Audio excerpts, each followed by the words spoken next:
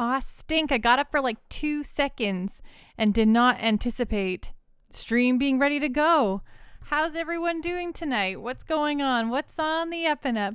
Hello, Venom. Hello, Star Pendle. It's so great to see you all. Pando power indeed. Oh, I brought my water over here. I'm prepared. Hooty hooty. How's everyone doing? How was your weekends? I know it's now Tuesday and you're like, Pando, we already lived our weekends. Star Pendle, how are you? All settled in? Yes. So last night I actually had to clean my old apartment so that I could get the, final walkthrough and stuff today. And I was just really, you want your deposit back, right? So I was really just concerned about making sure that was all dealt with appropriately. And it was taking way longer than I thought it was going to go. And I'm like, okay, you know what? I don't want to rush this. We gotta do this fully. So I was a little busy yesterday. Star Pendle, yours has been okay. You're getting your booster shot tomorrow. Nice. They haven't yet approved booster shots for the youthful folks here, but they are allowing. They're letting like the young kids get their full vaccines now. So hello, Pixel Chunk. Hello, Pando. How is Suikoden? Suikoden, as I believe it's called, is going great news grapes. Star Pendle, thank you so much for that resub. 8 months. Holy baloney, can you believe it? Venom, is it the same? 5 to 17 months? Do you mean 5 to, what do you mean by the M, Venom? I think it's 5 to 12s are now allowed to get vaccinated. Like 5 to 12-year-olds are allowed to get vaccinated here now. Oh, M was typo. I'm like 5 to 17 months? What? I don't think babies are allowed to get vaccines. I mean, they're allowed to get their baby vaccines, but not the COVID vaccine. You all know what I'm talking about. Pixel Chunk, I am boosted. They call me the triple vax kid. Dang it. We can't get our boosters here yet, but it also took us in Canada 5 months later to get even vaccinated. So you know how it is. How it goes. Yeah. Thank you, Star Pendle. Venom, today is another day without polio. Thanks, Mom and Dad. Yeah, right? Fully with you there. Pixel Chunk, I mean, it's because I'm 41 and sickly, so it's not a brag. Okay, don't worry. I definitely don't think it's a brag, but, that's still, I'm sorry to hear that you're sickly, but I am happy to hear you got boosted. It's just some boost power, right? You could be like, yeah, you can say you got your booster like in a Mario Kart. You got your booster mushroom. Now you can go fast. Bootless Pet, how are you doing tonight? What's going on? What's on the up and up? Coke Zero, well, howdy you do? Well, howdy to you, Coke Zero. How goes the coking and the zeroing? Pixel Chunk, you really landed that metaphor. Listen, okay? Pando is many things, but a wordsmith? That's absolutely one of them. Coke Zero, are you speaking in my accent? Well, when you said howdy you do, I only heard it in an accent. So, Coke Zero, are you telling me that you actually do have this Texan accent? Venom, have you seen the intense voting in the Discord for season 17? Yes, I have. And let me just say, before we start playing video games tonight, y'all should, okay, you know what? See, the glare is unacceptable. We cannot, unacceptable amount of glare. There we go. There we go. Now the game is not, what? The game is no longer hidden behind the glare. It is no longer, what's the word I want? Do you know the word I want? Because I I don't. I mean, I do know there's a word I want, but I can't. It's no longer whatever. Anyway, you can see it now. You know what I'm saying. Sad to say you do not hate. That's totally fair, Coke Zero. Pixel Chonk. I love Coke Zero. It was 4 for $10 near me recently. I got like 24 cases. Sounds like a great deal. It does sound like a great deal. I am also, Coke Zero is the Coca-Cola of choice in the Pando home.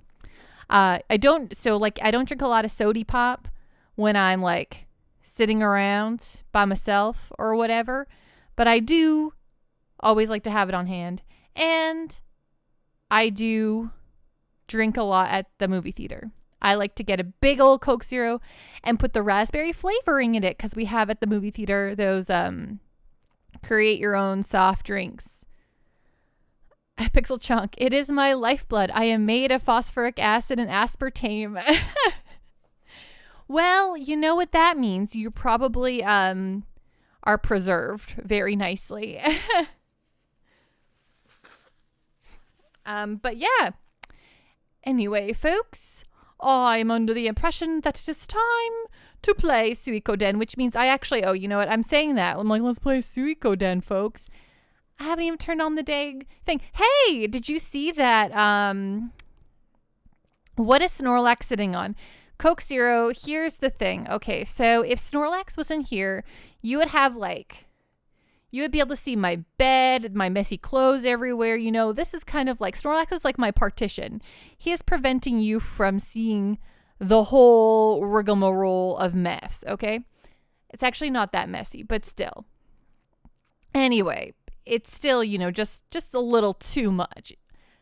And so I have created this weird concoction here. I might have to get something more permanent, but I have currently an upside down tub, a bucket, a tub. It's like a bucket tub. I don't know. It's a tub. It's a little tub. Okay. Okay.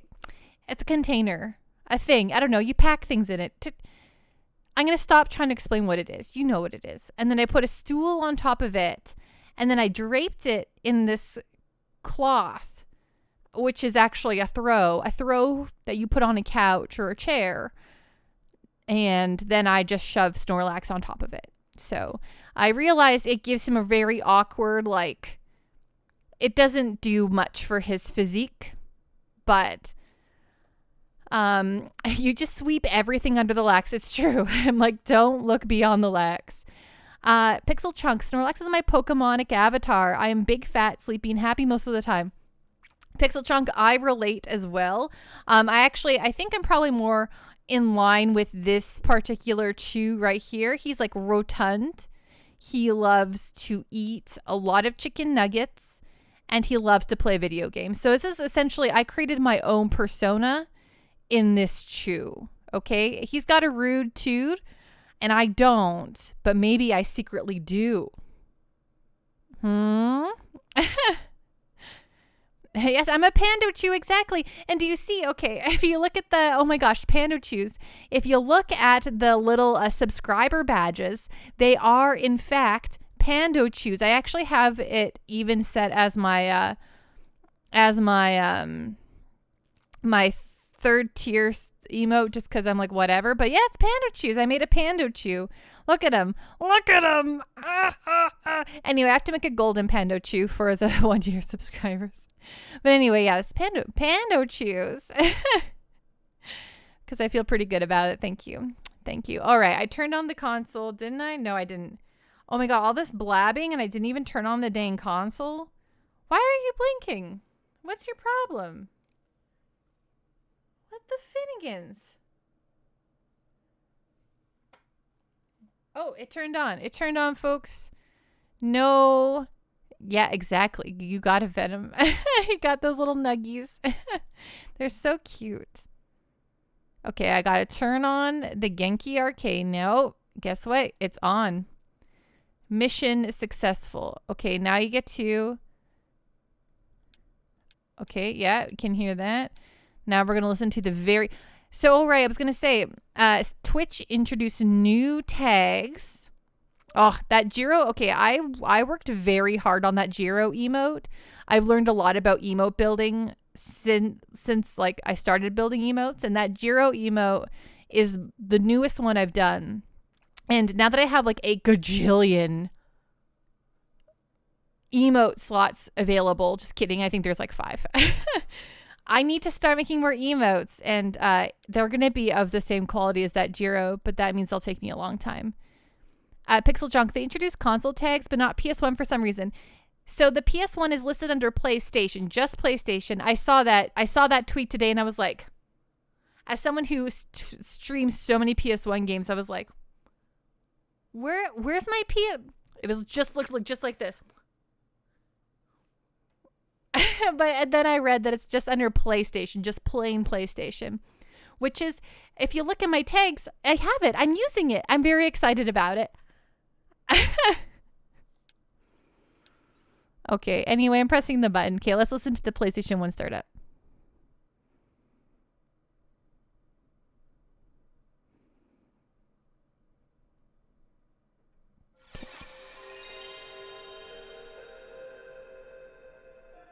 That's the good stuff.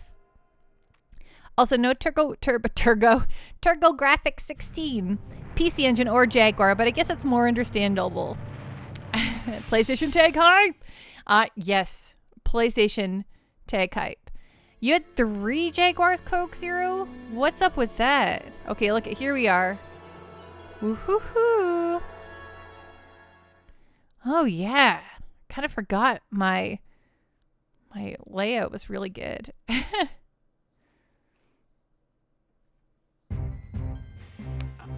Continue the game. Yes, please. Oh, I'm looking at stream pen elves.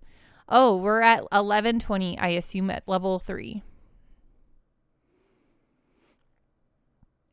Nope, just 1, and that was also the number of games I had for it. Oh wow. Oh, you had the Jaguar, not 3 Jaguar. Makes sense. Pixel Chunk, give me 1 Jaguar. Oh, ye of many Jaguar.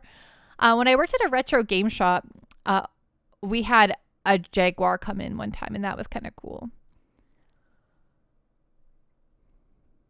Hello, Space Robot Arm. How you doing tonight? What's going on? What's on the up and up?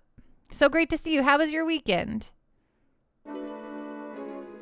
Tell me how the volume is for... Oh, you know what? First thought, before I tell you, I'll tell me how the volume is. It's always just like a little loud for me.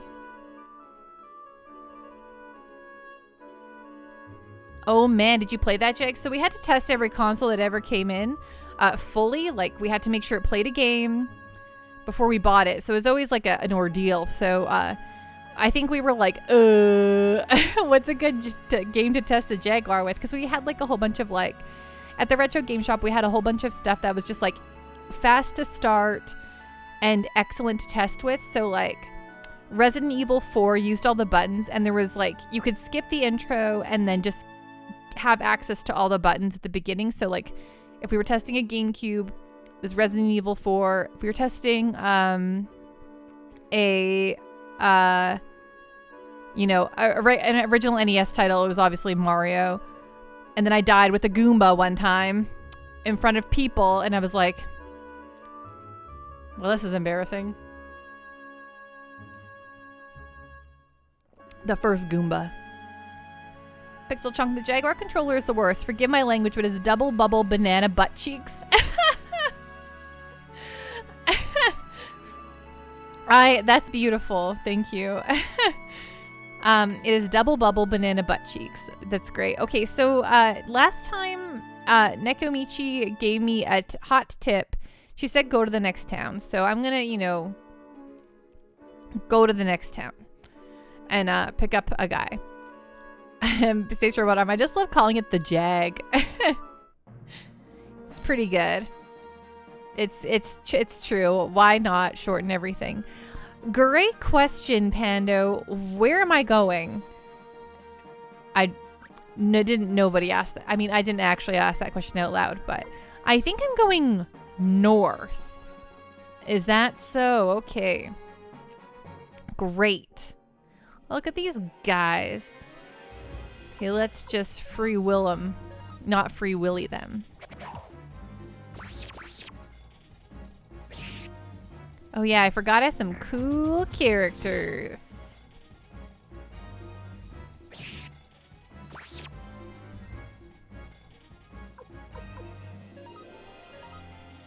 How's the volley-all for y'all?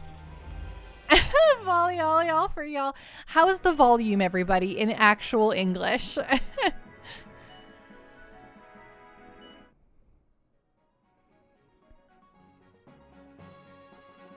The volley-ollie for y'all. Is this where I'm going? Game is pretty low. Okay. That's a-okay. I'll just crank her up for you all. How is that? Better? Too much? Not enough? Pando, get with it. Better? Okay. But not drowning out my melodic voice.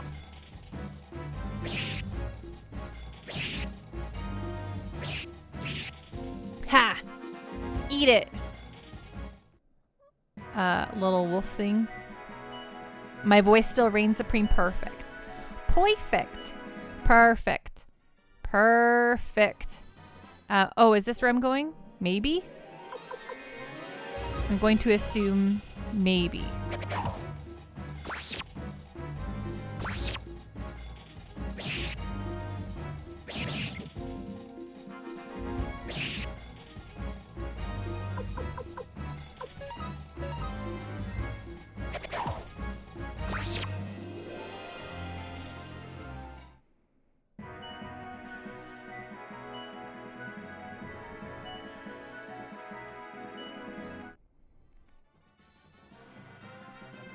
Pixel chunk. The volume is 4/3 times pi times radius 3.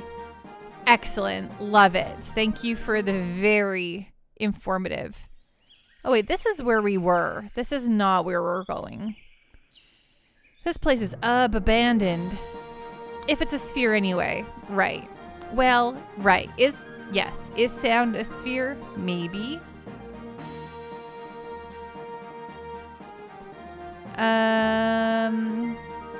Are we going this way? I don't actually know. I think we're supposed to go to the next town, and we were given instructions on where to go, but where that was, I don't know. I can't. We last played this last Wednesday. I don't know where I am or what I'm doing. I mean, I knew what we were doing. We were trying to earn the cash to buy everything in the village, and we were on a grind party, but then it was recommended I actually do the grind stuff perhaps in the next town. Is this it? No, probably. I don't know. This isn't Pani Yokuda. I don't know if that's where I'm supposed to be going. You know what? You can't be expected to remember which codens you haven't suied yet, right? Who can expect that of me? Certainly not I.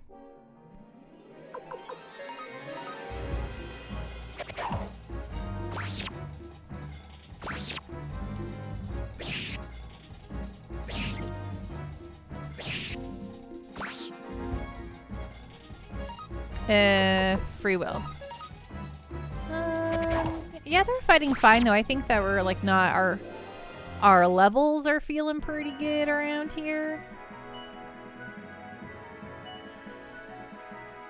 Though, you know when you recruit a new character in a JRPG and they are higher level than your team, but not like significantly. So like, you know, at the beginning of an RPG, you might have a character on your team who's like level 35 and you're all level 1.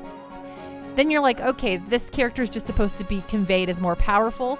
But when you like are sitting at like level 23 and you recruit a character who's like level 25, you're like, uh-oh, am I behind in levels? Is something you might ask yourself, which is how I feel a little bit right now. Like, should I have grinded more? Did I do a bad thing? These are the questions the Pando asks herself.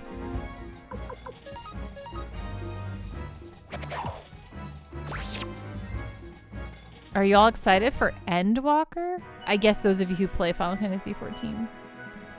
I'm like, I thought for sure I would be ready for it, but Bando's so behind. I'm just kind of like, and I'm so into Shin Megami Tensei 5 right now. It's just gonna take me a while. Star Pendle, maybe someday, but I don't know if I'll ever get in that hole again. Stay spoiler free though, will do. Yeah, I definitely want to keep experiencing the story. I'm really enjoying playing it for sure. There's just so much. Pixel Chonk, the last Final Fantasy I played was Mystic Quest, so I'll keep that streak going. Fair, you know what? Sometimes you're just not going to play the new Final Fantasy, and that's absolutely acceptable. Okay, you know what we're gonna do? Since we level, I think we actually made a little bit of leveling progress here. We're gonna go back to the town. I don't think it's very far away. And we will heal. We'll save. We don't really need to heal. I think everyone's fine. I've heard really wonderful things about Mystic Quest, but I've never played Mystic Quest. It was always one of the cheaper copies of Final Fantasy at work when I worked at the retro store. Okie dokie, smooky. So I'm like officially all moved out of my old place now. I gave the keys over, had the walkthrough. It's donezo. Officially have just one apartment again.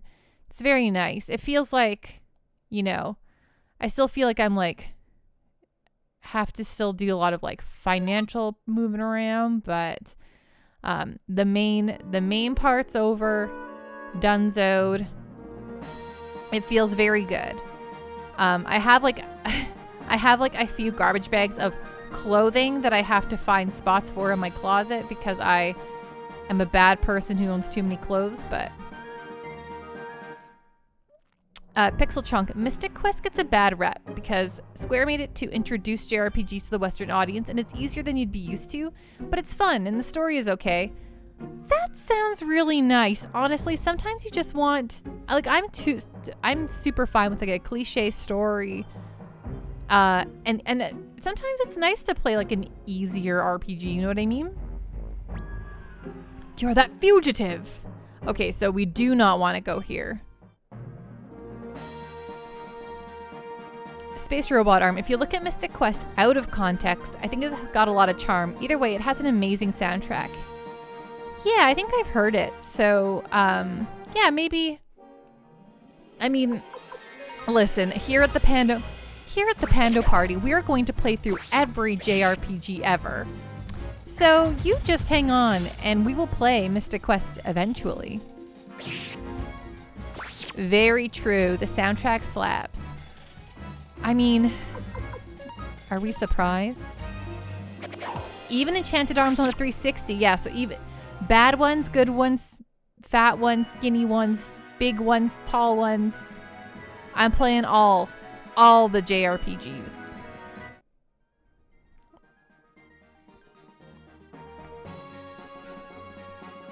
Though I haven't started playing any PS3 360 era RPGs yet. We just have so many that I'm like looking a lot at the I've been basically doing like Nintendo Master System up to the GameCube PS2 era at this point, but we will eventually move up a generation.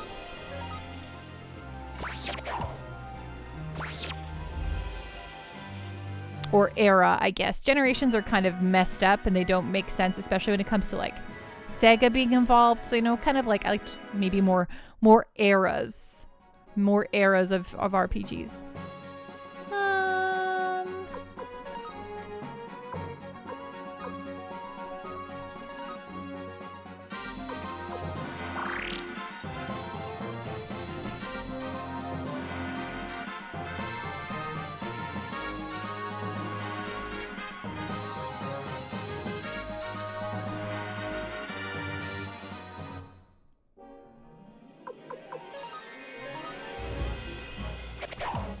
Pixel Chunk. I love the Dragon Warrior games as a kid, and I tried to go play them recently, and they really don't hold up. Oh, see, I really like the Dragon Warrior / Dragon Quest games. I think they're a dang darn good time. And I guess maybe there's been so many like re-ups. Like I could get on the Switch with some like updated stuff. That's kind of nice. Space Robot Arm. I played Dragon Warrior 1 on the NES for the first time this year with no guide, and I loved it. Hand draw maps at all. Yeah, I think there's definitely still stuff to love in there. For sure.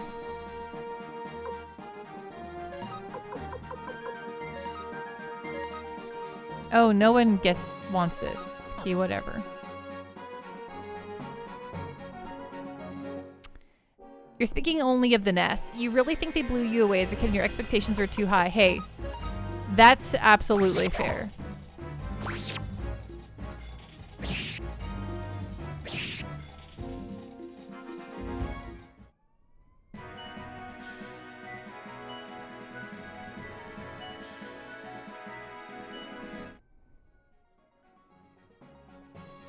Pixel Chunk. I remember them as amazing, and they are more just good games from a bygone era. Oh. Of course, of course. Xerix, I never got notified you went live. Hey Xerix, how you doing tonight? What's going on? What's on the up and up? That's a bit of a bummer. That's maybe the notifications are broken right now. I think that like I did post in Twitter and the old Discord arena as well, but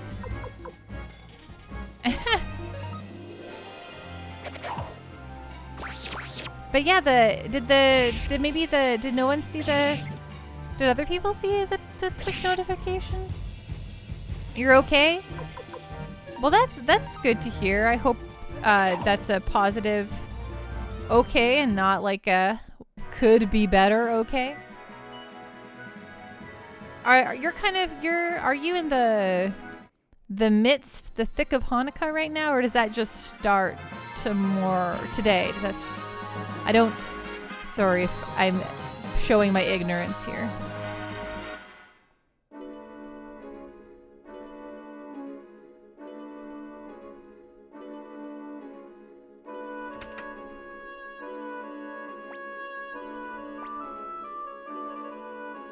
It started Sunday? Okay. How is it? Have you been doing stuff? Oh, I want to save. I know we'll save it the other place. Everyone looks good. Everyone feels good. Good. Star Bundle. Actually, can't remember if I got notified or not. You just naturally checked. Xerix, tonight I got a set of Tom and Jerry pajamas. That's fun.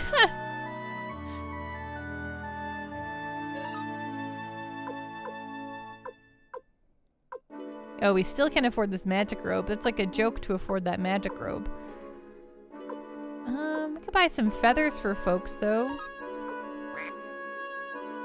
Oh, you're overloaded, you fool. Wow, rude. Okay. Don't need to get all jumped down my neck or anything like that.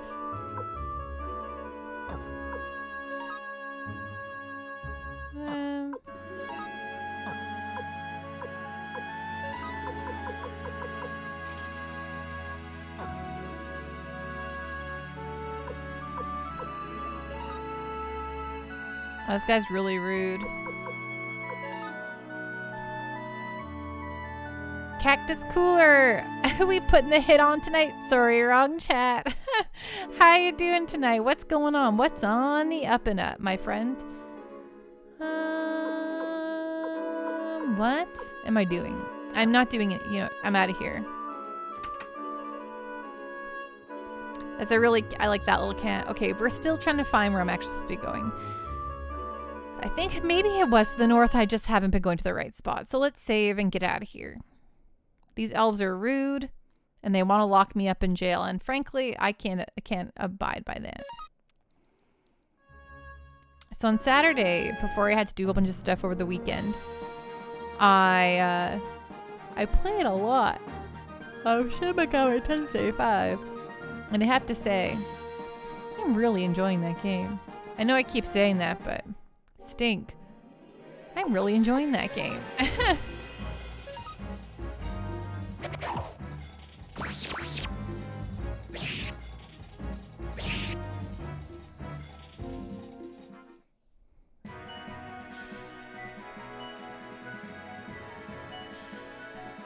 I do really like how they do their experience system in this game, where it's just 1,000 to get to each level all the time, and certain monsters, like the EXP, will just go lower or whatever, and it's quite nice.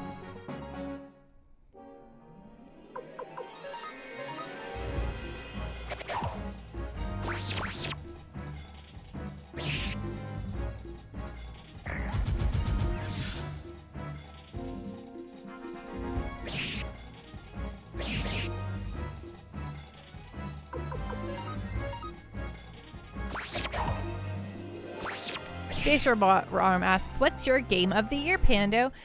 So that's a great question, Space Robot Arm. I was thinking about actually going through like the entire list of everything I played this year and kind of like figuring out what I liked best.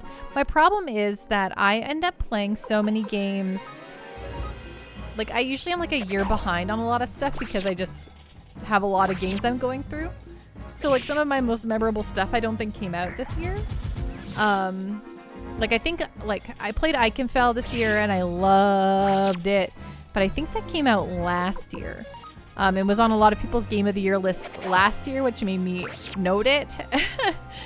But I think I am going to, you know, I always say I'm going to do this. I have my pandoish.com website with a little blog on there that I've never actually utilized, other than like one test post. So I might create like a little, I might actually write up a little like, here is my Pando thoughts on video games in 2021 and what I played. You think the best games you played this year is an interesting question too? Yeah, agreed. I'm with you there, especially because it just works in my favor. But I guess like I would have to see how I truly feel when I finish Shin Megami Tensei 5, if I still loved it or not. But currently, I'm very much loving that video game. And then there's like stuff I know I'm going to love, like Tales of Arise, which I'm waiting to play. Along with okay, here's something else that's interesting. I got my PS5 this year, so I played Miles Morales for the first time. Loved that video game so much. Also the game that comes with your PS5, the bot, the little what's the bot's name? Astrobot. So good. Like that's like a wonderful, perfect platformer. Star Pendle. I still need to start Arise and Neo and SMT5, right? Yes, I was halfway through playing Neo: The World Ends With You when Shin Megami Tensei 5 came out, and I've been so waiting for that game. I was like, okay, Neo has to wait. But I really am also loving Neo: The World Ends With You, so. Space Robot, I think Metroid Dread is the best new game I played this year. Ugh, yes, I need to play Metroid Dread for sure. I just, you know, it's hard to get around to it all, you know?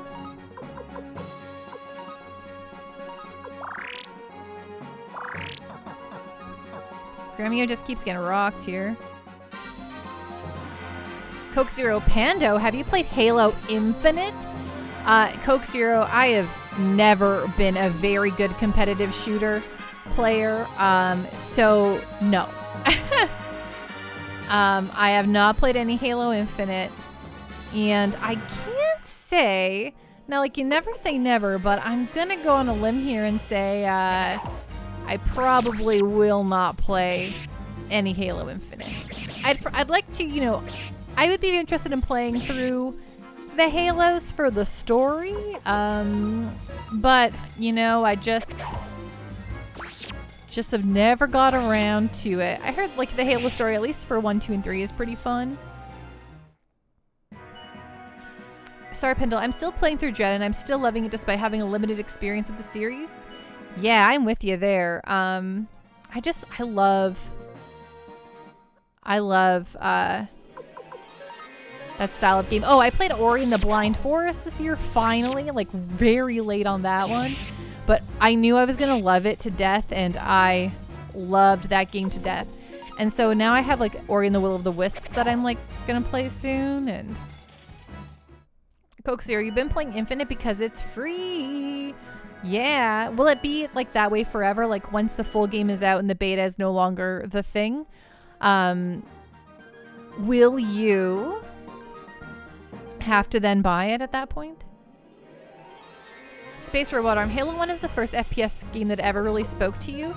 I mean, Halo revolutionized first-person shooters on consoles. Like, sure, we all had, you know, GoldenEye on the 64 to show you that it could be fun, but they figured out how to do it.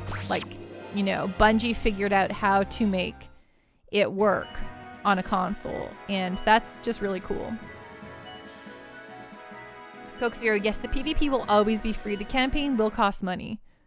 Nice. That's really cool, though. I love that they're doing that. Multiplayer will stay free to play, but you have to buy the campaign. That is really, you know, okay, you know what? You know what I love about the console wars, folks, is when the underdog does such consumer-friendly things that make your day, you know? So, for instance, when the Xbox 360 was on top and the PS3 was not, when they were launching the PS4, like, Sony was so all about, like, consumer-friendly, and the anti-Xbox one who was, like, you know, puffing their chest down, being like, hoot, toot, toot, toot, everyone's gonna buy us anyway, so we'll do what we want. And then everyone was like, no, we don't want to do that. So then everyone bought PS4s, and then Sony became the top dog, and they had to stop doing all their, you know, they didn't have to be so consumer friendly anymore because they were the top chicken in the coop, you know, and since then, Microsoft has been doing all the super cool, friendly, consumer-friendly like stuff, like you know, doing all the backwards compatibility with 360 and Xbox original games for freezies, even if you have the disc, you know, that stuff is so cool. I think Game Pass is a really neat thing, and I'm saying that as someone who like collects physical games and loves it. I love Game Pass. It's such a great way for me to play short, smaller games that I just never get around to trying. Space Robot Arm, that reminds me, I saw an Xbox Series S on a store shelf for the first time. Really? I would love to see that. At the same time, I'm like, but what if I had a Series X?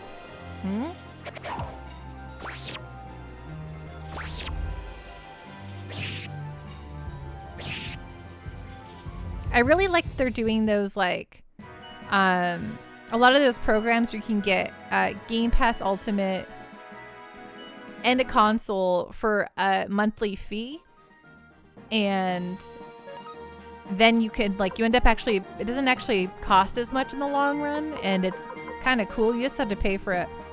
Like, it's like, I don't know how much it is in American dollars, but it's like $30 a month in Canadian dollars, but you get like a whole dang console and the stuff. I mean, provided you can never get one in stock.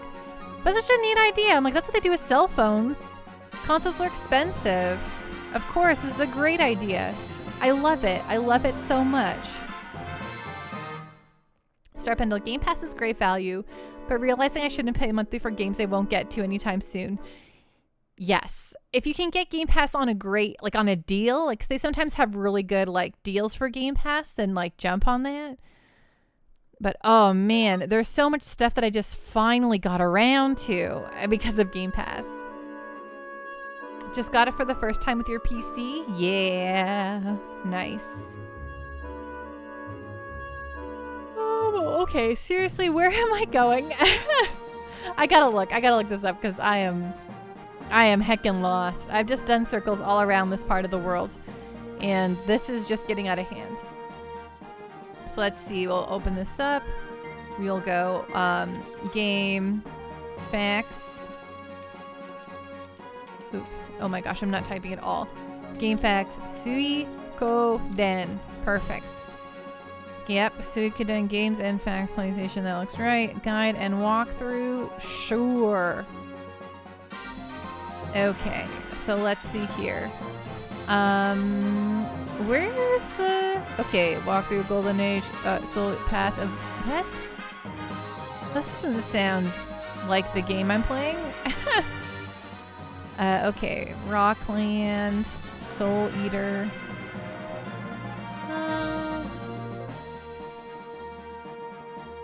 Okay. Oh, I see.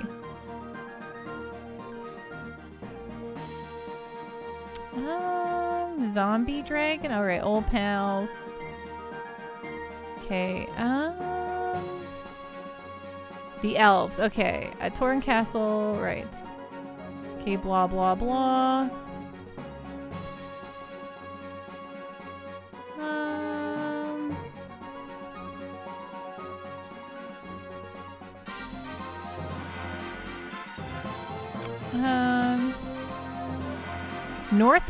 Northeast to a mountain pass called the Dwarven Trail. Northeast?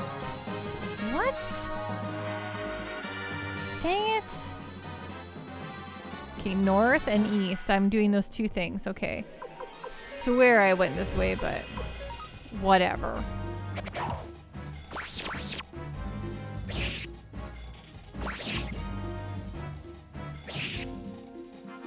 Oh, I didn't. Oh, I forgot to use the inn. I should do that again before we go.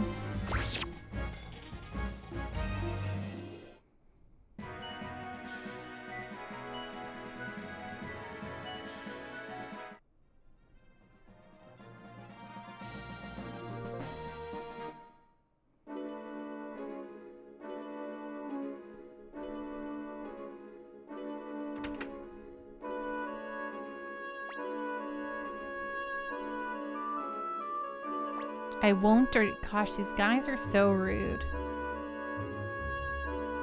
It's because they hate me, but that's fine.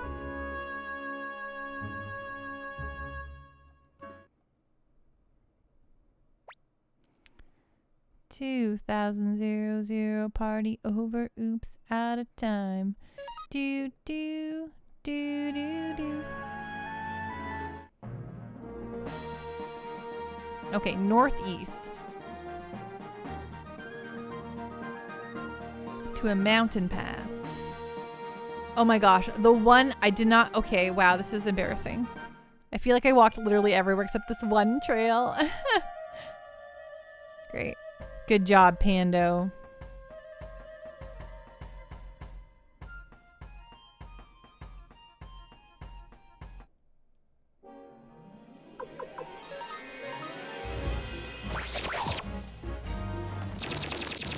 Oh, ouch.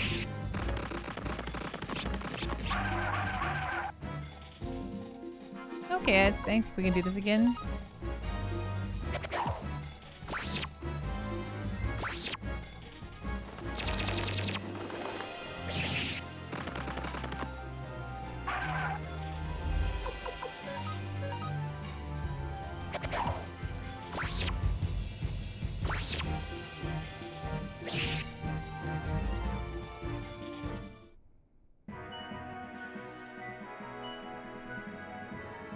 Nice.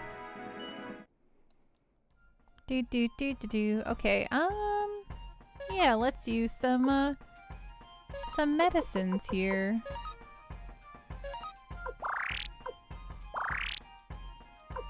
those guys hurt us a little bit. And that's okay. How doth one get over here? Is the trail over here? No. You tricksy little game. Oh my gosh.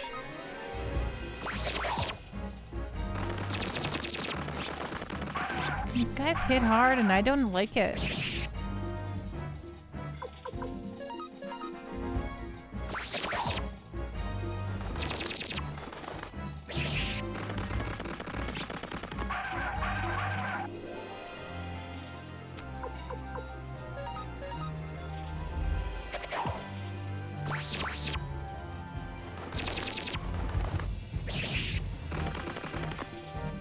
Nice.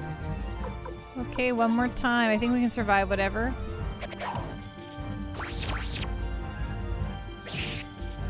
Nice.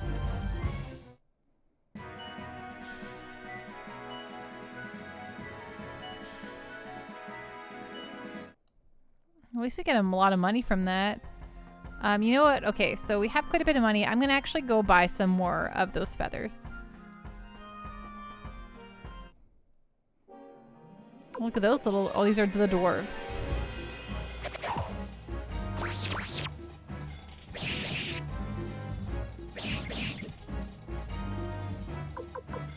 Oh, I forgot to heal. That's really dumb of me.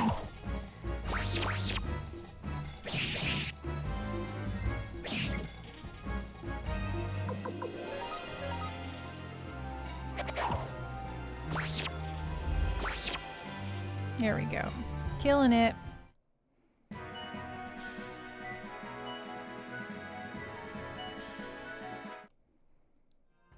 Okay, item. Let's go with the medicine on our little buddy here.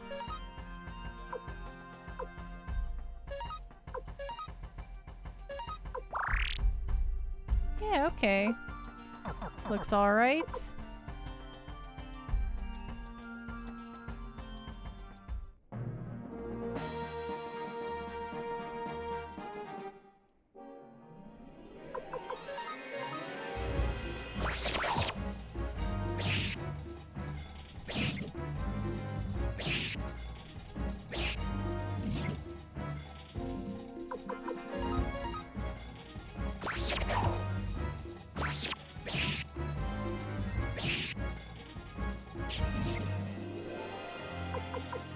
Rude.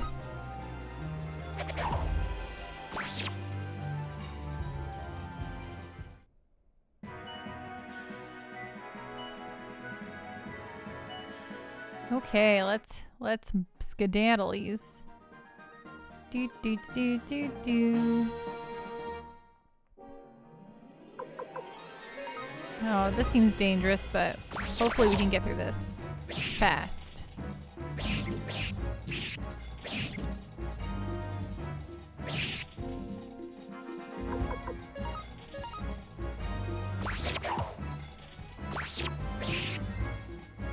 Nice. Killing it.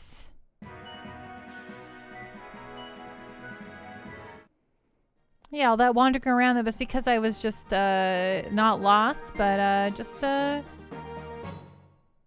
you know, leveling ourselves up, you know? It's the way we do it around here. Actually, let's use the inn first before we buy some stuff, some gear.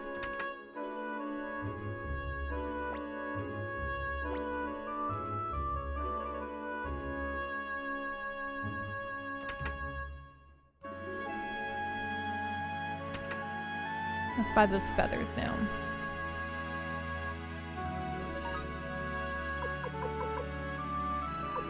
Gosh, it'd be nice to buy one of those, but no, not yet. Okay, Gramio, take a feather. Oh, right. Kirkus, take a feather. Kirkus, take another feather. Cleo, take a feather. Cleo, take another feather. Oh wait, I don't think I need to take you take two feathers actually. Let's see here. Equipment. Okay, you're already feathered. Kirkus feather, 106. 111, nice, okay. Cleo, I think you don't. Okay, 116, nice. Okay, so do not get rid of your wing boots. Okay, speedering, and let's just give the feather from Cleo to you. Equipments. Item. Who has the feather? You have the feather. Hand over to Luke. Perfect. Star Pendle. Schedule's been uneven lately, but sadly I have to go to bed. May lurk until I fall asleep, though. Of course, no worries, Star Pendle. Rest well, be safe. I hope you have a really good night, too. And we'll see you again soon, okay? Ciao.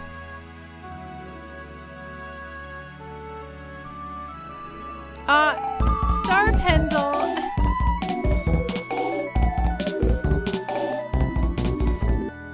Thank you so much for those bits. It means so, so much to me. Thank you, thank you, thank you. You're the best around. Okay, equipments.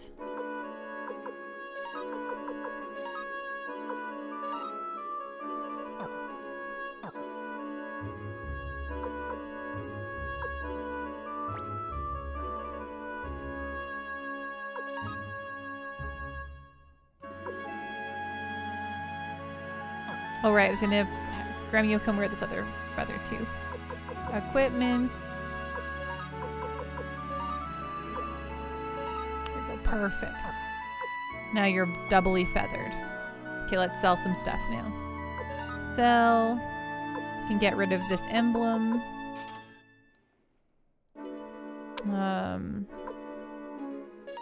Get rid of the emblem and the shoulder pads.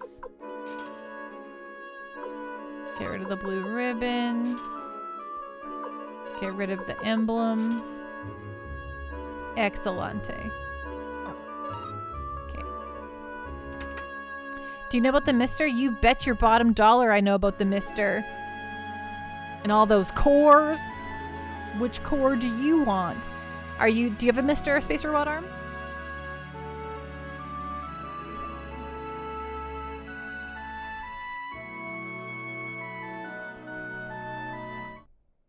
One of my favorite websites in the world is giantbomb.com.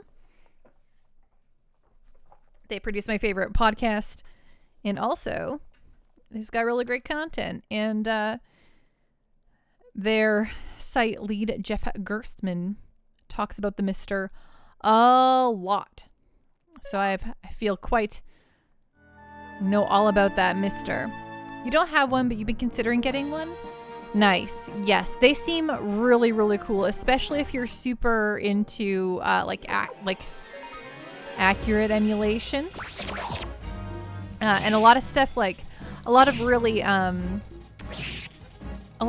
rare and niche stuff you can find on the Mister, which is really nice. It's an amazing thing for sure. It is. It is very also it's like a project. Like it's not like getting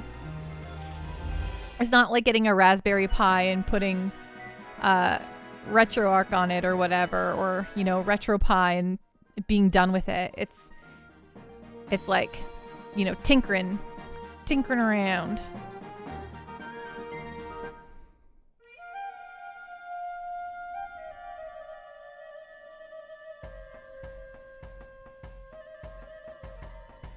Oh, this is the trail right here. Look at this sneaky trail.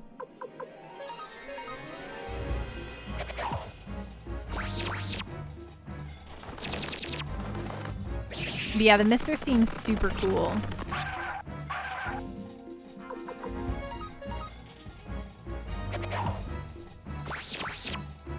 From your understanding, it's pretty much as simple as RetroPie nowadays. Well, that's awesome. I guess maybe the purchasing always seemed a bit different than buying you could buy Raspberry Pi on Amazon and just call it a day, but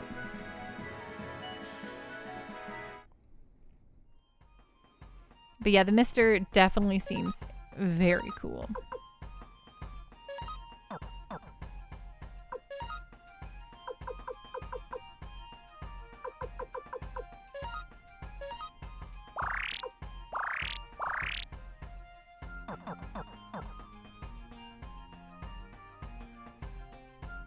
There we go.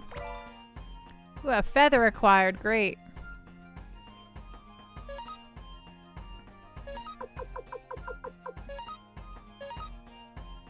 Well, fine. You just hold on to that.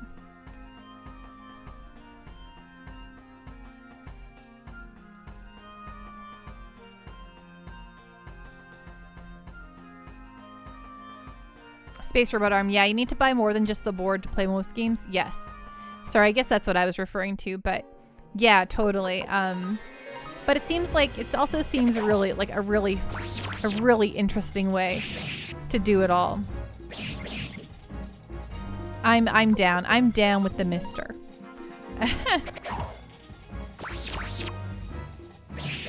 You know analog stuff, like the analog NT and the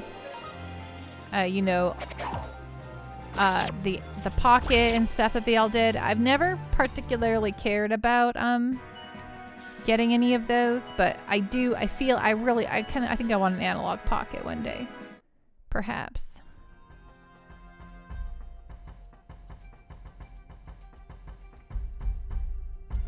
I have an arcade cabinet with the PC running MAME right now and toying around with the idea of sticking a Mister in there instead of the PC. Oh, I've heard of a lot of people doing that, and it's a really great way to do things.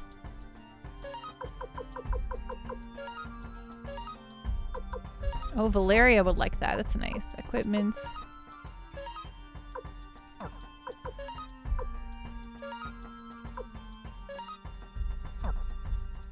Hello, Kisnado. How are you doing tonight? What's going on? What's on the up and up? Is it Kisnado or Kisnado? The important questions. Ah, yes. This is the secret for a chest.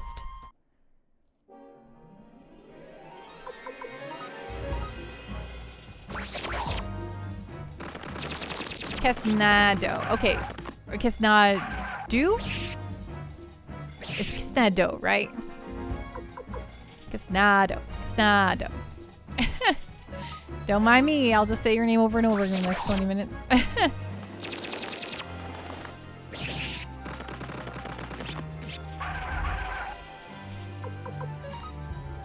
think we could survive this without Valeria dying. I like to push it. If I feel like I can just like battle my way through a fight without healing, I will. See, I play a dangerous game here.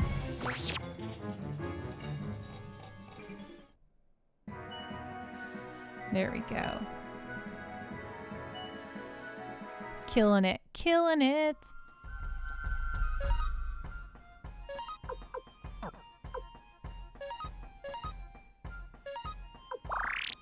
Space Robot Arm, what is or anyone, I guess. What's your favorite arcade game?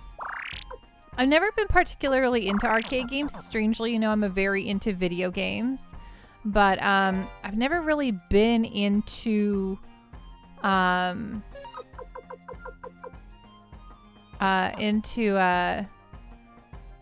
arcade games, but I am a huge pinball player. Kisnado, what's your rule on backseating? Let's say you're about to miss one of the 108 characters. Okay, so the rule is, I'll let you know, Kisnado. The rule is, feel free to give me any of the tips. Tell me what you think I should do to get all 108 characters. Like, yeah, if I'm about to miss one, please let me know. My only real backseating rules is, I've played a bajillion JRPGs. I'm very, very comfortable in my video game skills. So, like, telling me, like, how to play the game, like, I think you should probably heal now, or why don't you use a, thingy, or why are you going that way? Like, that kind of stuff is, I'm like, well, frankly, I'm good to go. But when it comes to, like, actual tips for the game specifically, Like, yeah, Pando, there's a character this way that you'll miss if you don't do a dance. I'll be like, oh, okay, thanks. I will. I'm not like super picky about it either.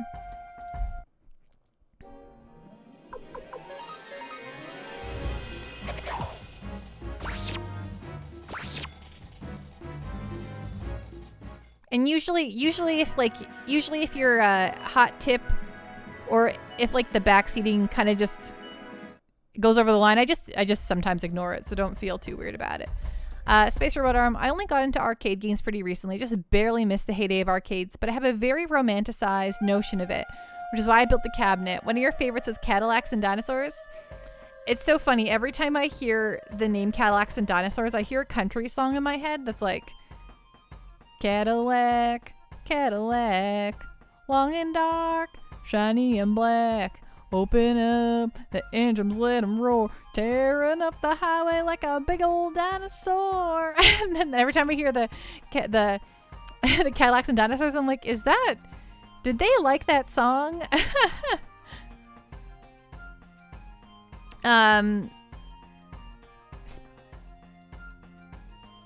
Cactuars. Hi, Pando. Yay, Suikoden won again. Hi, Cactuars. How you doing tonight? What's going on? What's on the up and up? Casnado, I don't know how far you are in the game, but if you get one of your characters dying, just reload game, because if you're unlucky in some situation, they can permanently die and need to keep them.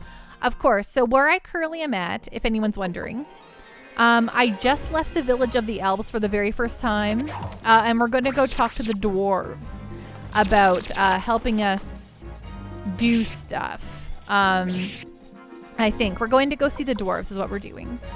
So I think we're still relatively early on. We've only just started collecting characters.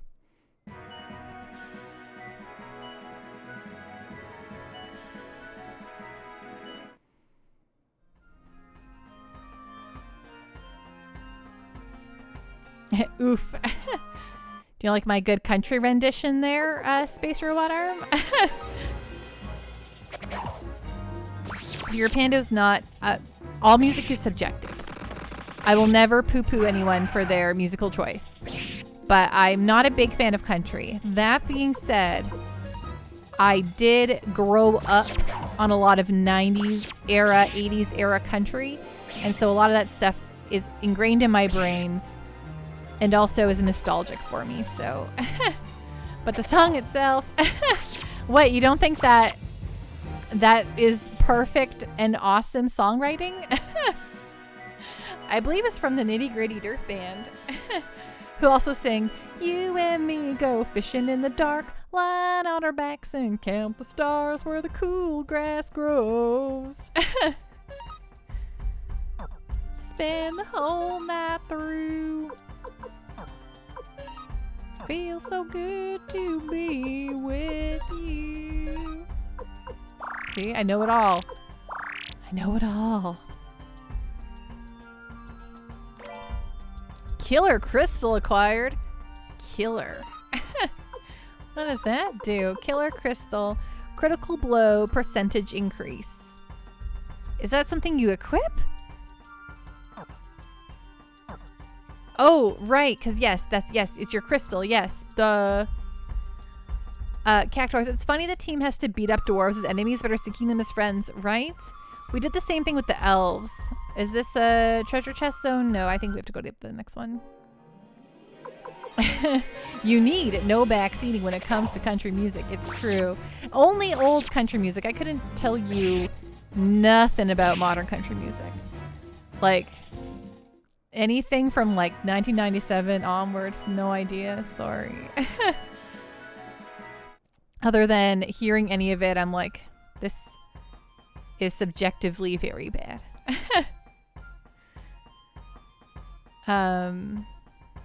Aha, that's what I'm looking for.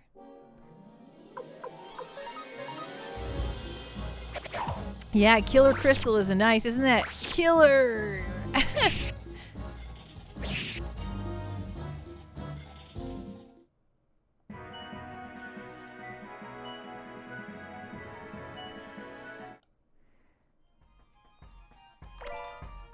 Guard robe acquired. Perfect. I don't know. I sometimes consider like, do I need to have a strict rule on backseating? But I'm always like, I don't know. Like, people usually aren't too bad about it in here, so I don't feel like I've had to like, I like to, you know, be like, yo, you're basically telling me how to play a video game right now, and I've done this professionally and as a hobby for the last 25 years, so. Casnado, some people are hardcore on backseating in chat, so I prefer asking streamer how they want to. Yes, absolutely. And I totally respect folks who do not want to get the backseating thing. Absolutely. I can totally understand that. For me, I don't know. I'm just very comfortable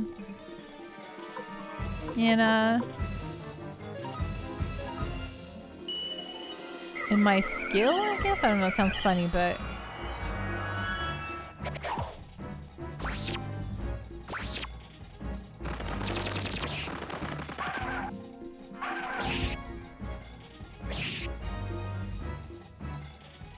Space Robot, I never actually saw why backseating was such a big deal until I actually started streaming yourself. Yes, I have had instances where people, like I've said, like, are like, you have to go up here, you have to... you should probably heal this guy, and I'm like, okay, well, there's a sense of discovery that I think you're taking away from me here. And I, you know, let's not do that.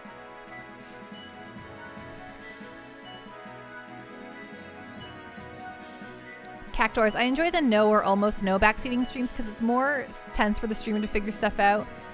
I understand that too. I guess for me, when it comes to I kind of just sometimes want to get through something, and I'm like, or also like right now when I'm trying to get all 108 stars, there's going to be stuff here I'll never ever figure out on my own. So if I'm going to use a guide anyway, someone might as well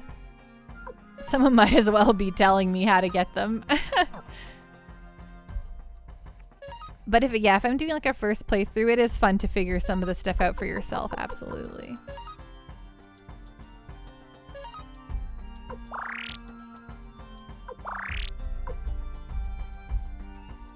Mashed potato fan. LOL, I just want to watch people play JRPGs I'll never have the patience to play. I'm playing Grandia 1 on the Switch and I wish I could just watch someone else do it. Well, mashed potato fan, I'm gonna get to Grandia absolutely very soon. I see it in the horizon, so if it will be played here because it hasn't been played yet on stream. And I have played that one before. It's very good. I loved it. Mashed Potato Grandia is pretty sweet and goofy. I like the battle system. Me too. I think it's a really fun game. I think that like the voice acting always took me off guard. I'm like, whoa, this is fun. But I really want to play Grandia too.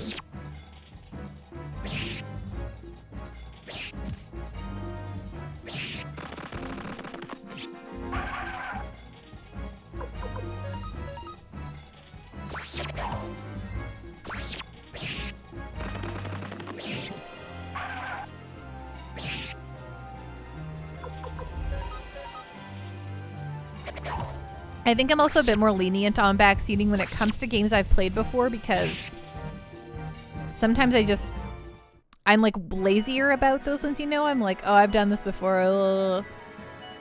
And I'm like, oh yeah, what am I supposed to do? What am I doing? He'll be like, you're doing this, Panda. Oh, right. Yes, thank you. Or I'm like, I totally forget. Someone just remind me what the deal is with this. But then, when it comes to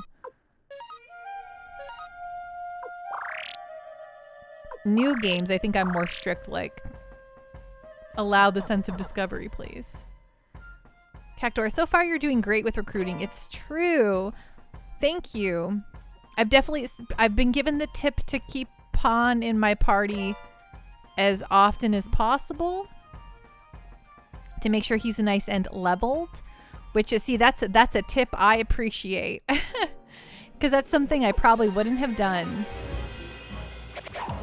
Mashed Potato Fan. I remember a year ago, Grandia Tunisia making it sound like the best game ever. That's why you bought the combo on the Switch. Mashed Potato Fan, me too.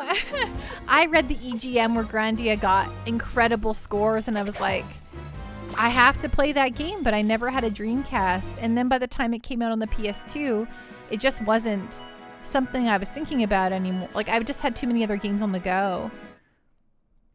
You meant years ago, yeah. I figured that one out. I read it verbatim and then I was like, oh wait, I know exactly what you're saying here.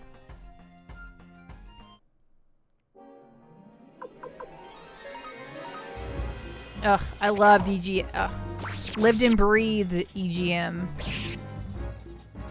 Nothing made me happier than a new issue of that magazine coming out. When they got nice and fat and you're like, oh my gosh, this is gonna be such a whopper of an issue. I love it. And they got skinnier and skinnier and skinnier, and then they shut it down. And I read it until the very last issue, and I was so bummed. Dwarf stingy. Keep sickness cure secret, but Kuro and Mimi never give up. That kobold. You! I don't forgive. Grrr. But Kuro Mimi busy now.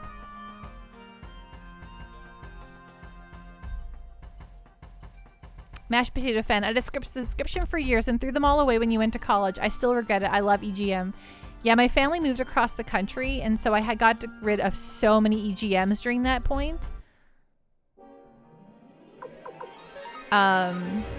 So I too had to, but I did save like my Final Fantasy X special edition cover when that came out. Like I saved like a few of my very special EGMs. Oh, absolutely, Mothy. I was going to do that anyway, but thank you for the reminder. Enjoy your work, Lurk, Mothy. Cactus, Kuro Mimi, sorry, we have to take out a bunch of kobolds, right? Sorry, we had to take out a bunch of kobolds. We didn't mean to. Enchilada, hello, Pando. I hope you're doing okay and everything is great. Happy Tuesday, everyone. Happy belated birthday, Enchilada. I hope you're doing well, and I hope you had a great day yesterday. And happy belated birthday.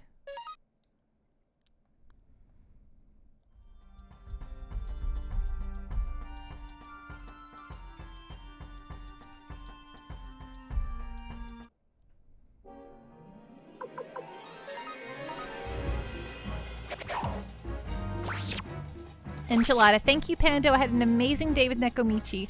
She spoiled me so well. She got you the Final Fantasy XIV cookbook. Nice. What's the first thing you're going to make from that cookbook? Do you know?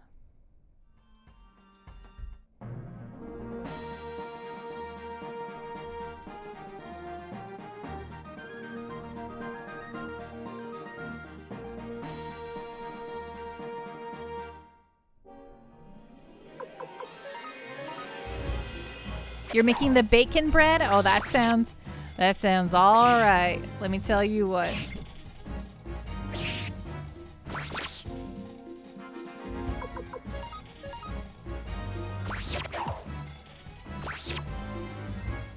It's rather the easiest of recipes that you can do and have available. Oh, of course. That always makes all the difference in the world.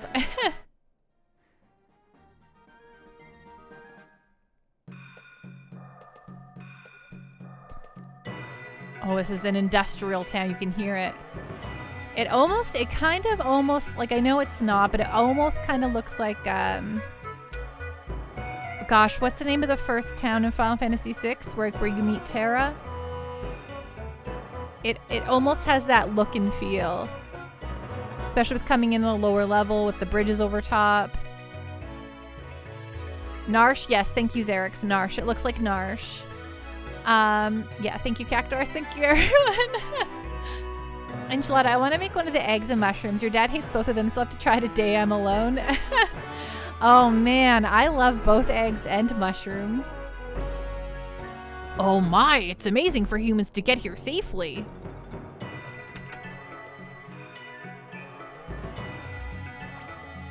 Ho ho, 200 bits per person. Gosh, yeah, let's stay, I guess.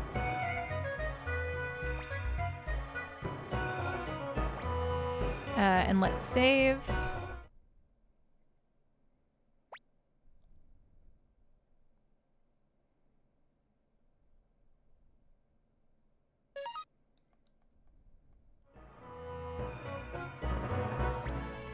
Are you going to sleep here? Don't break the bed. What does that mean? Gosh, dang it, darn it. Are you saying the beds are small because they're dwarves? They all look like my height, so don't give me that, sir.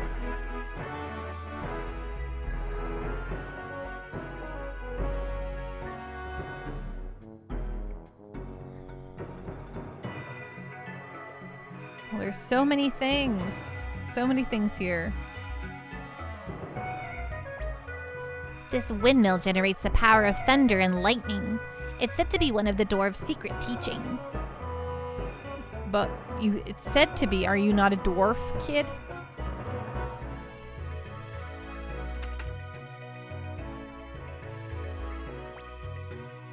How will our wonderful armor look on humans?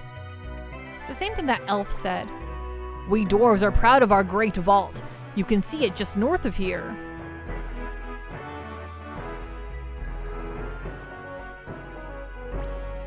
Why are the kobolds such lackeys of the Empire? They attack us indiscriminately. Well, that sounds unfortunate. Sorry to hear that, sir. But maybe you shouldn't. Maybe it's not all kobolds. You know what I'm saying? Okay, I don't think I have anything for you to appraise, but...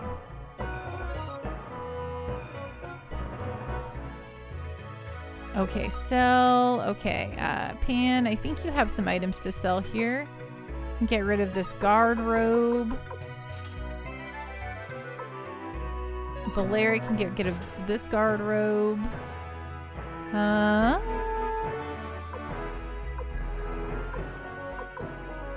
Get rid of this feather and this fur cape. Nice.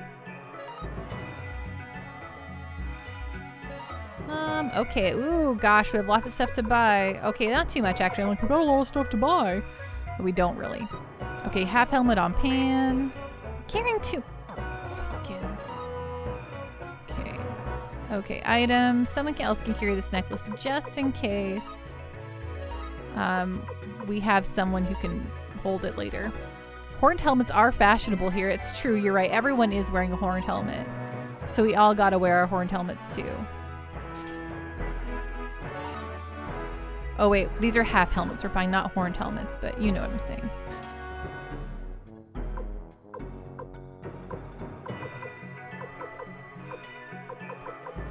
Okay, half helmet on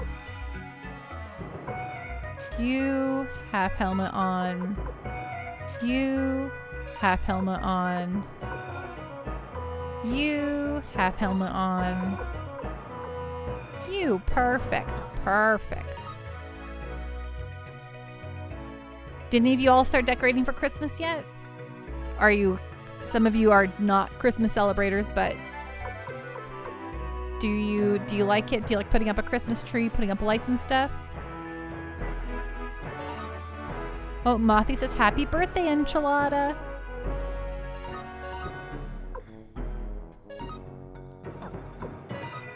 Pointed hat, half helmet.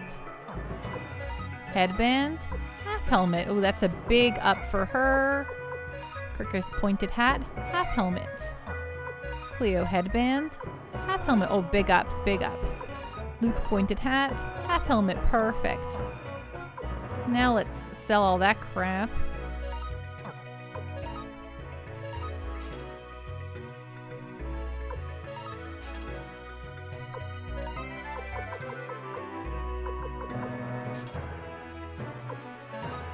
Oh, the music here is good.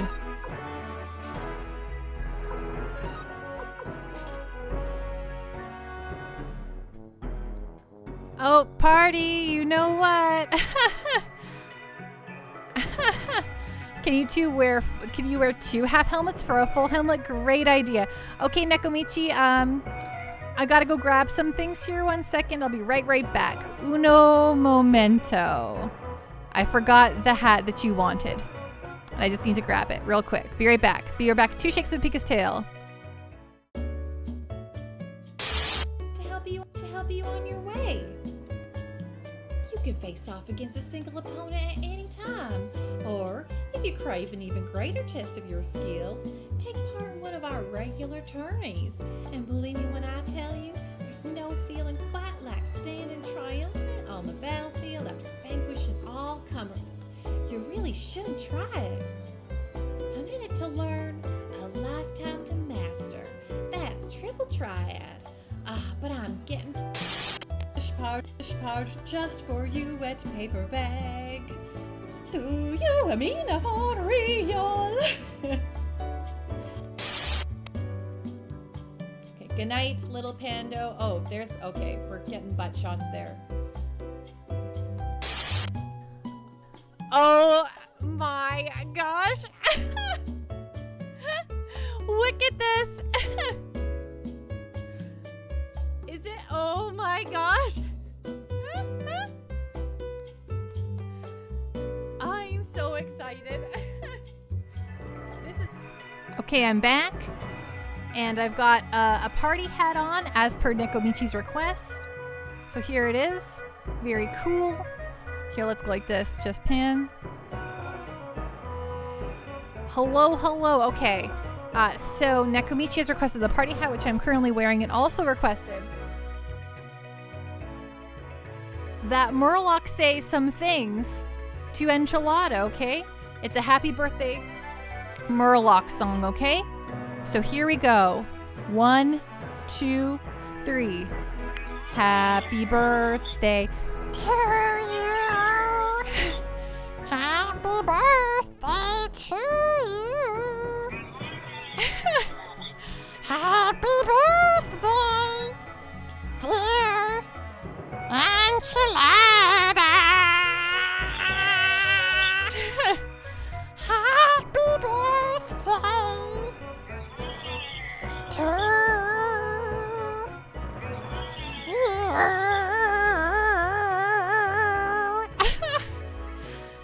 Thank you. You've been a wonderful audience. That was for you, Enchilada, and your birthday, courtesy of Nekomichi. Mwah! Mwah! Ding! Oh, hello, Pear Bear. Hi, Pear Bear. How are you doing tonight? What's going on? What's on the up and up?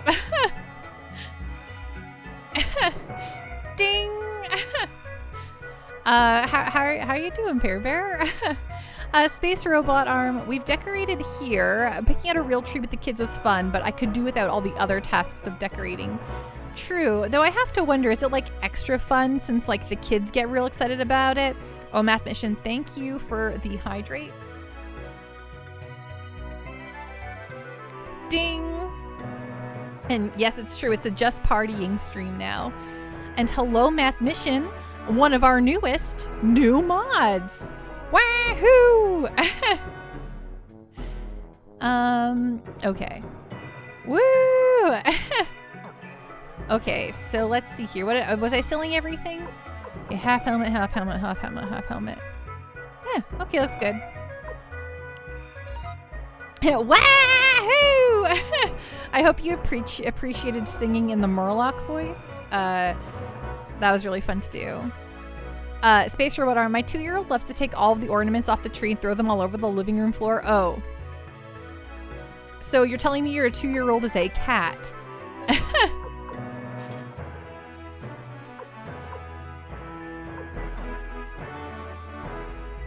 Nekomichi, did you recruit anyone before you got in here? No, I have not as of yet. I'm in the process of, I just got to the Dwarven village and I am equipping everyone up with what I can. And then I'm just gonna wander around and see what else I can buy here. 2-year-olds and cats have a lot in common. It sounds like it.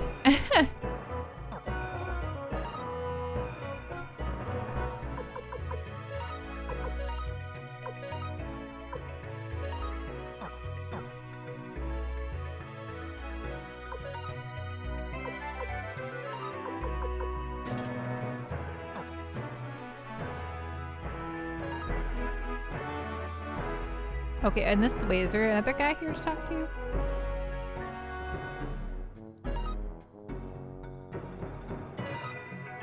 Okay.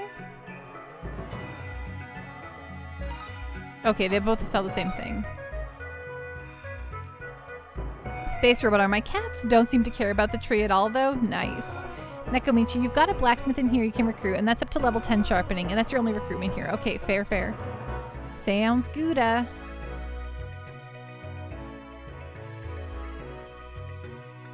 Oh, I thought there was a door there, but I guess not. I guess not. Oh, there's, because there isn't a door there. Good to try, Pando. Okay, let's not go that way yet.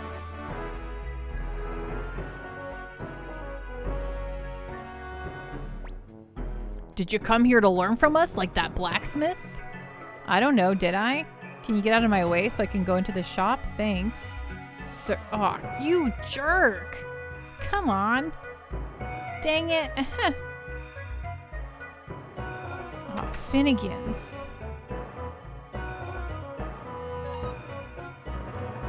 Medicine. Mega medicine. I'm gonna actually give a couple medicines to the folks who don't have anything. Yes, you take one. And Cleo, you take one. Yeah, there we go. Perfect. Oh, a turtle crystal. Prevent status ailments. Yeah, sure, we'll take one of those.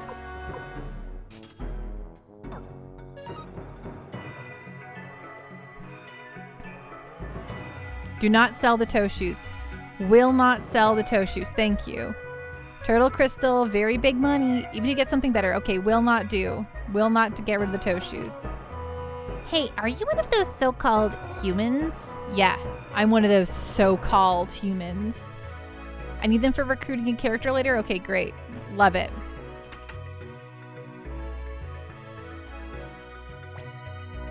Moss, eh? Okay, if Moss thinks you guys are okay, then you're okay. I'll help you out. Put me in charge of your weapons. Recruit. Alright, I'll go tell the chief of the dwarves that I'll be gone for a while. After that, we'll go to Nugget Castle.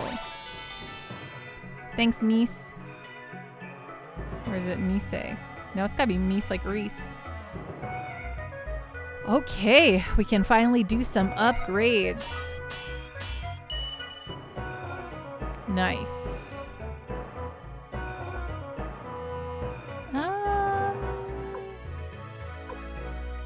Well, let's just start everyone here. Okay, now let's go earn some cash.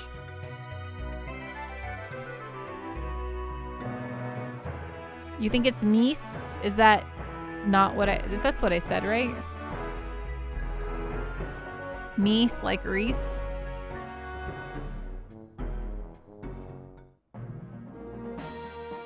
Okay, you know what we're gonna do? We're gonna go... These guys don't give me near as much money as the Dwarven Trail, so... Because it's Moss, Mies, Moose, Mos, and Mace. So I think it's I-O-U sounds from Japanese. Oh, that's fun. Okay. Oops.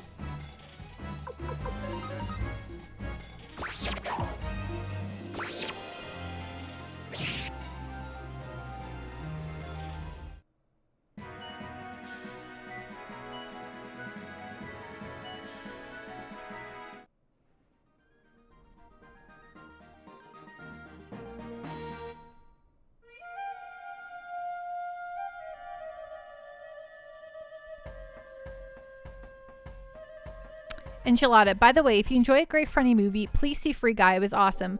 Oh, I saw Free Guy. It's a very good time. I agree. I enjoyed it a lot.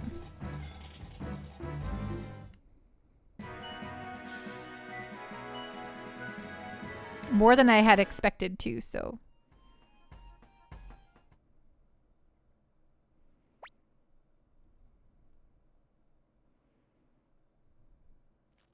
You showed it to him last night? Nice.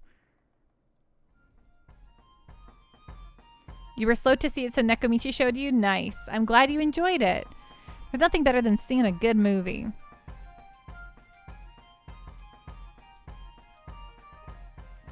Math mission. What made the movie great? from your dumb perspective is that the whole reason they are able to find what they're looking for is actually a real issue within game design.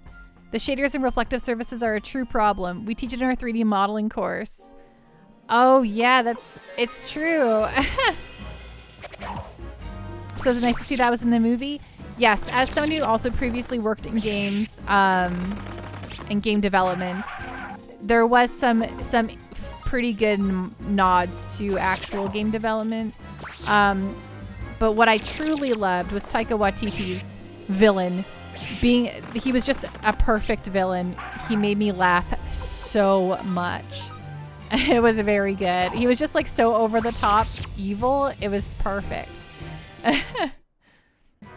Nekomichi, we also saw Eternals yesterday. Oh, I have not yet seen Eternals.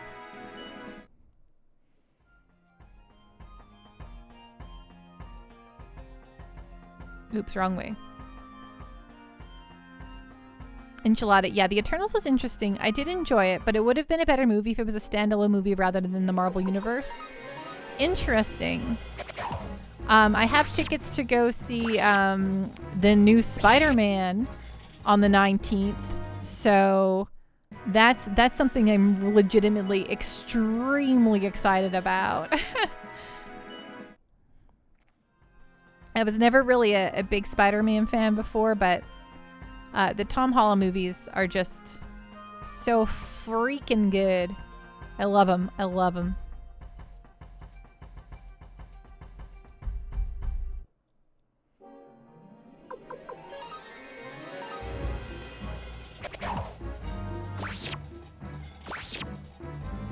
Gelati, I gotta make sure I can free up time to go with Nekomichi so we can see it right away.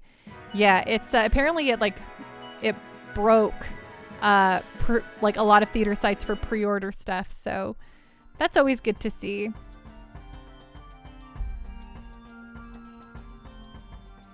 Minor Keyframe, hello, how are you doing tonight? What's going on? What's on the up and up? Are you getting yourself all prepped up for Endwalker on Friday?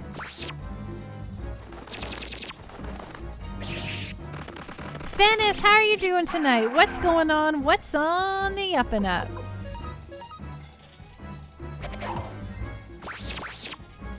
Okay, so I used to have a ritual, Minor Keyframe. I always did before each WoW expansion. What is it that you are doing to get yourself prepped for Endwalker? Fennis, you're with Minor. You're pretty much all set for Endwalker. Ooh, nice. I mean, I still haven't finished Shadowbringers, so I'm way behind, but I'm kind of resigned myself to that fate at this point.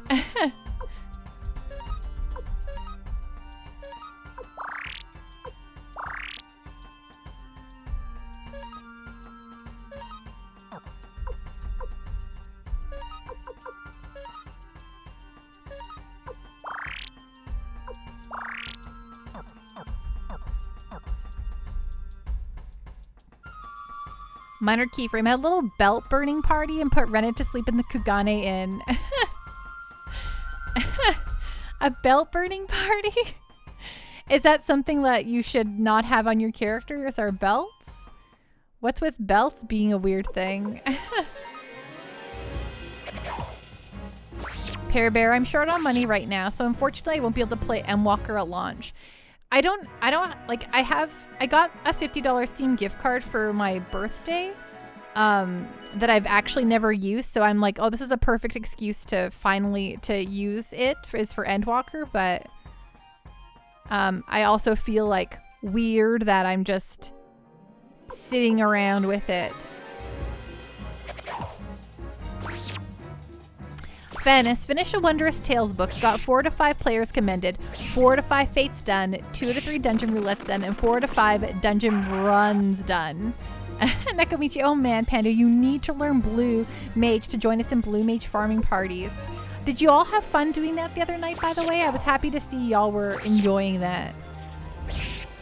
Enchilada, I may only recommend this to you, Pando, even off stream before Thursday. Remove belts and get all materia off you if you have any on there.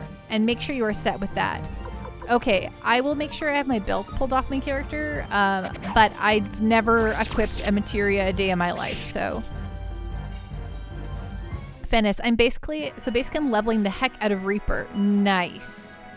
Is Reaper gonna be your okay, so I'm still definitely super in World of Warcraft lingo. I lived and breathed that game. Well, I didn't live and breathe that game, but I played that game pretty much on and off pretty extensively for the last 15 years. So when I say this, please forgive me, but are you gonna main Reaper going into Endwalker? It was so much fun. I'm so happy to hear that. Minor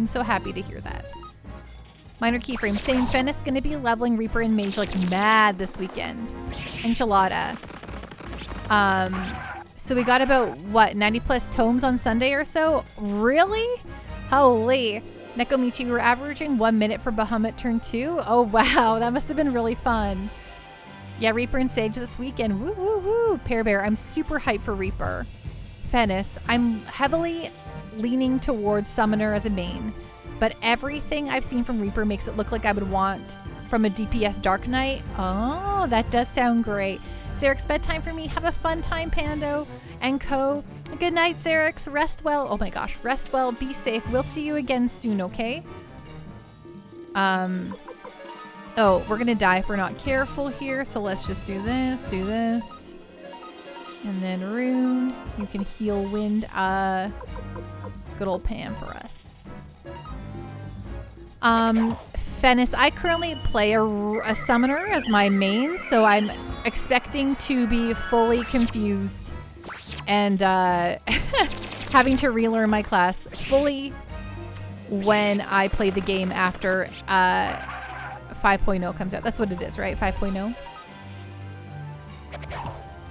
Minor keyframe. The blue mage runs were so good. Oh, that sounds like a lot of 6.0. Okay.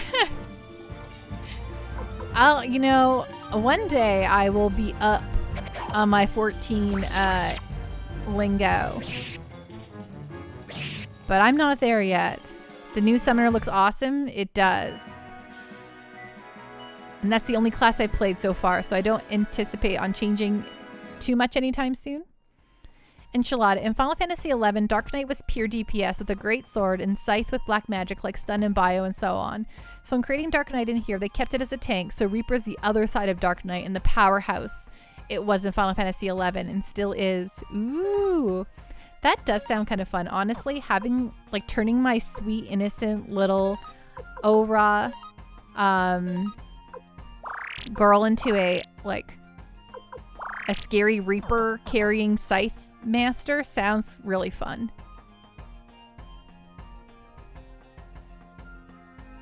Minor keyframe. A summoner looks to be losing the button bloat, so you might have a pretty easy time relearning it. Still a very long rotation though. That's good because I do have so much. The button bloat is extreme. Minor keyframe. I have so many buttons all spread across. I'm like, I basically have to fight so much with my clicking buttons with my mouse because all my easy hotkeys to press are taken up. Fennis. 11 had so much freedom to each class. Warrior could tank with an axe and shield, or DPS with two-handed axes or dual axes. That sounds... freedom with your class is always a good thing. Enchilada, you still rarely log into 11. You have a Galka pup? What's a Galka pup? Oh, and I think it's been... Oh yeah, it's been a little while since I've had to wear the party pants. A puppet master? What's a row? Gosh, am I even playing the same video game as you all? The Rogadin. Are the Rogadins the really tall, burly characters? No worries, Nekomichi. Yes, the tall, beefy characters in 14. Right. Okay. That's what I thought. Okay. I guess I rarely see Rogadins running around.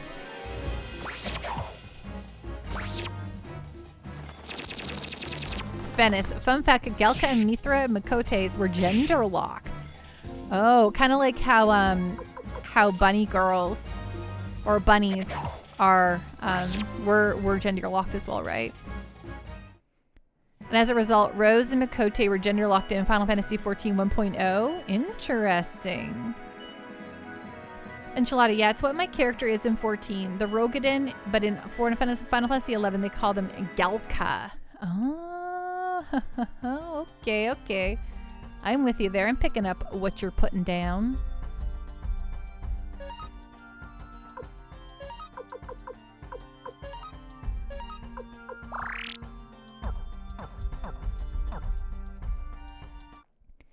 Minor keyframe. There's going to be so many bunny boys running around on Friday. I love it. More elegant, beautiful boys, you know? Fennis, Puppet Master, you got a little robot thing to give orders to and it helped you fight. Was it a cute little robot thing?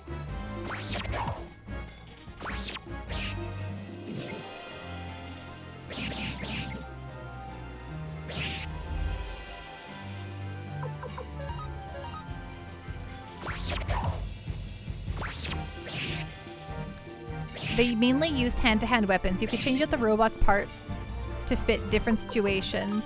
Ooh. Enchilada, very cute. You named yours Gadget, like Inspector Gadget. Inspector Gadget. Inspector Gadget. Next time, Gadget. Next time.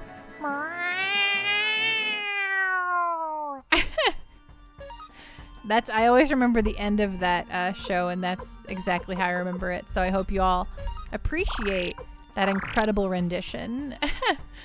Thank you, Minor Keyframe.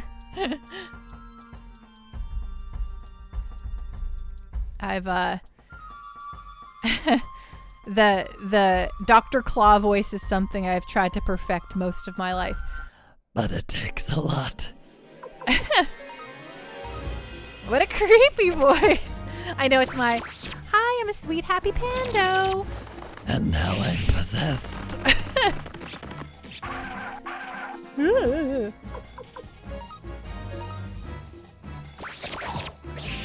Yeah, that one takes, oh no, I didn't realize Valeria was dead. Well, that's on me. What can you do?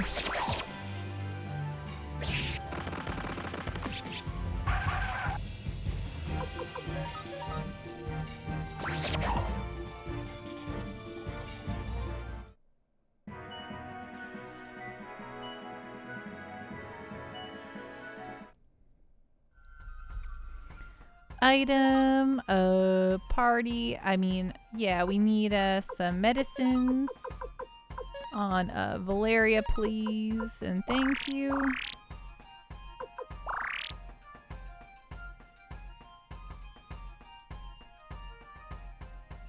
Yeah, it's fine. Feels pretty good. Whatever. Let's get out of here.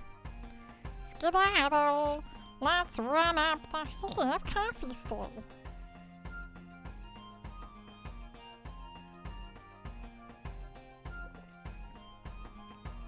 You posted the puppet in general Discord? Well, I'll have to go look at it. Okay. You know what? I'm always like a real whiny butt about looking at Discord but I can easily just click Discord and look at it with my eyeballs. You know, I'm not,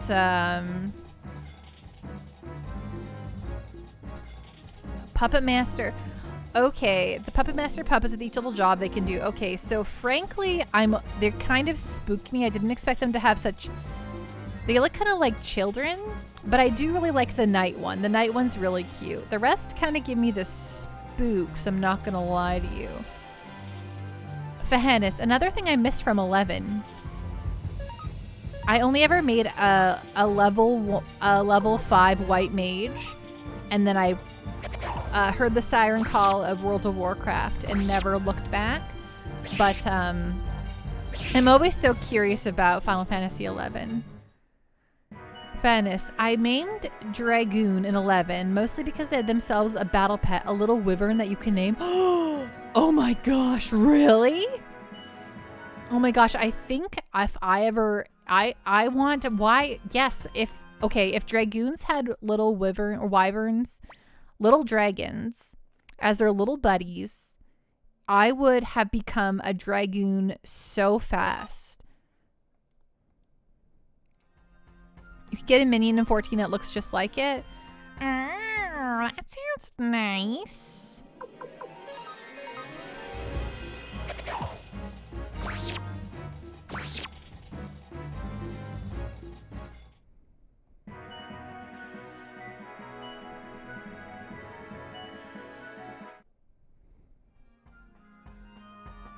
You said the magic words, dragon pet. It's true. Pretty much, I just like pets, and that's why I ended up choosing a summoner, because I was like, carbuncles? All the time? Yes, please. And that's how Pando chooses classes these days. And they would do a little backflip if you cheered them on. It was adorable. Oh, what?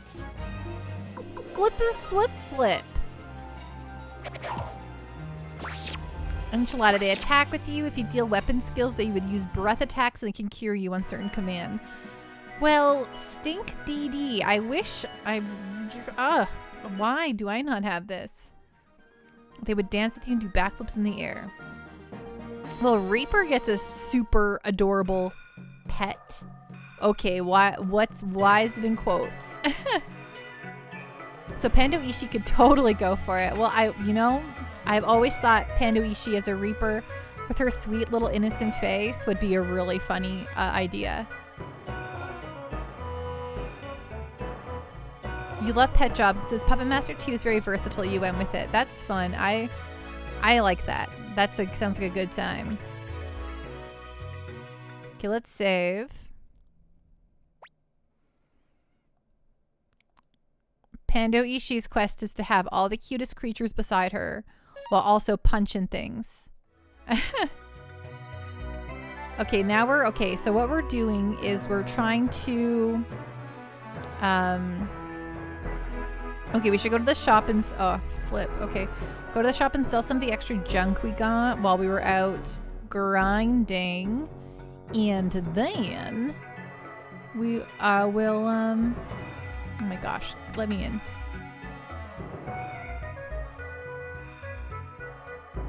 Fahenis, the Encyclopedia Eorzea books are coming to the West officially next spring. Were they previously not out before? Volume 1 comes with a cute little naming way minion from Final Fantasy IV.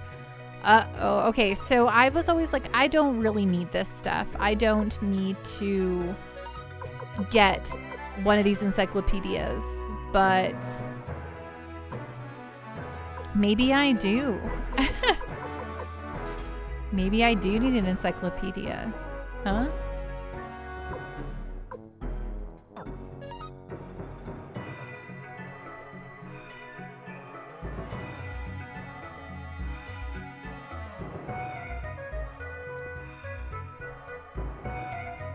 Child, what the? Oh, I don't want to go that way anyway, so it doesn't matter. I want to go down here. Nekomichi, hypothetical NPC. Can you take care of this pet for me? Pando Ishii. Depends. Can it punch things?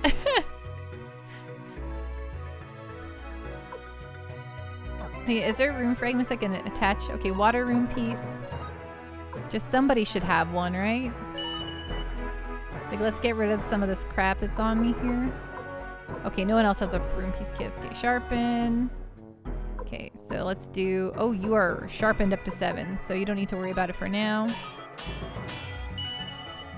Okay, we got a shine bow. Very nice.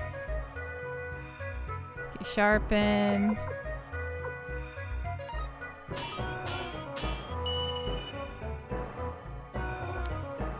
Fahenis, well, there's like 2 minis you can get early on in the game. A puppy and a kitten. Oh, you bet your bottom dollar I have both the puppy and the kitten.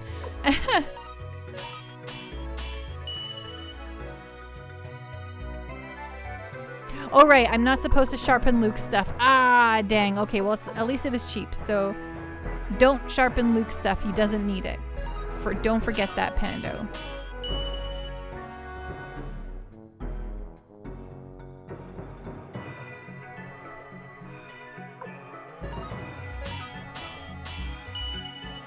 Nekomichi. Oh man, my wolf pup is my usual minion. Nice. Alpha. Alpha is my minion.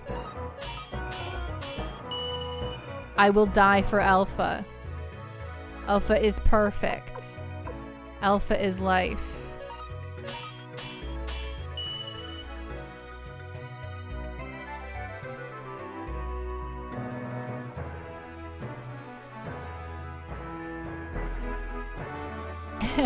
Luke feels left out. He wants a sharpened rod for his shelf. Fahennis, I can't remember where it was you saw Alpha and Omega hanging out. That sounds alright. Can you get an Omega minion? The whole Alpha Omega quest line is just really rad.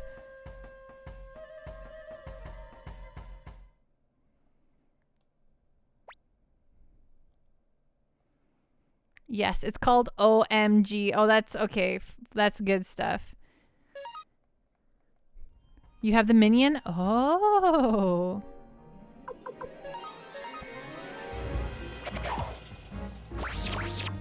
Yeah, let's do more damage. Heck yeah. And after that quest line finishes, you can find those two randomly in the world. That's what I have heard as I was crying at just the sheer joy that the end of that quest line brought to me. Watching... I was just like, this is so perfect. I love literally everything. And I'm like, I can't believe this is literally making me cry.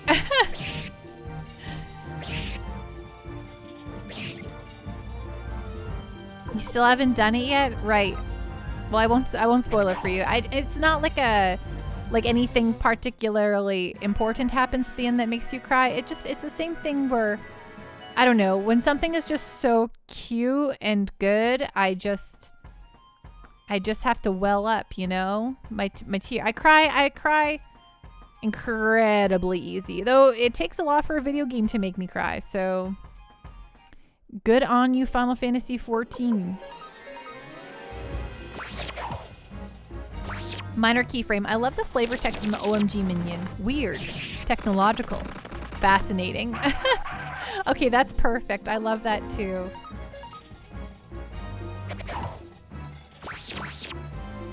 Nekomichi. I cry at the drop of a hat. Movies, I'll sob like so much. Like a movie can make me cry. A movie or TV show can move me to tears instantly. I'm a real sap when it comes to that stuff. But video games, they need to really try.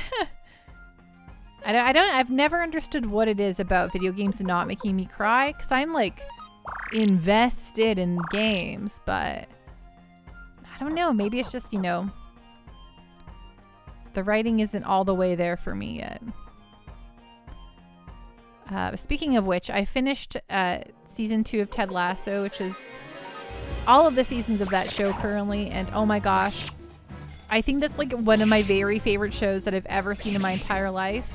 And you might think a show about UK like football would not be something up your alley, but I cannot recommend it enough. It's incredible. It's probably it's absolutely one of my favorite TV shows I've ever watched in my whole life.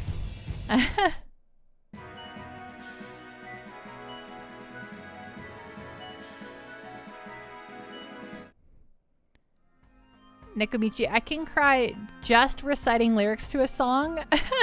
That's something. I'm very impressed. Fahennis, I tear up hearing the Endwalker theme. It's just so dang good. Ugh, I can't wait, you guys. Okay, question. Okay, I don't want, obviously, I don't want spoilers. But from those of you who know where I am currently in the game, we're down in the trenches. We're in the I believe what is the final area of Shadowbringers. Like the final like zone, not like the final part or anything like that. Do you think that there's like still like more twists and unexpected stuff ahead of me, or have I seen the stuff? I'm in the final 5.0 area. Yes, I am still quite behind. I'm about to go see, we're about to go meet up with our good pal Emmett again. I have 1 dungeon and 1 trial left before going into post-patch content, or post Shadowbringers content. Minor keyframe, more twists for sure. That's exciting.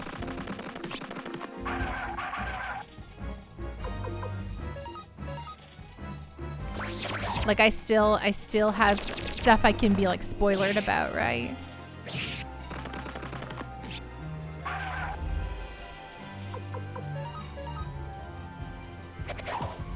Nekomichi, and in post Shadowbringer there are 5 dungeons and 1 trial and a bunch of instance duties. Yeah, okay.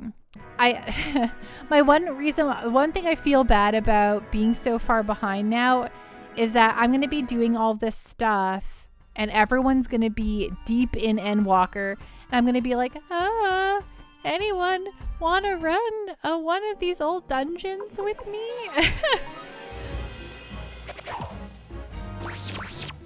Bear, like all expansions, there's some pretty big plot development between 5.0 and 6.0.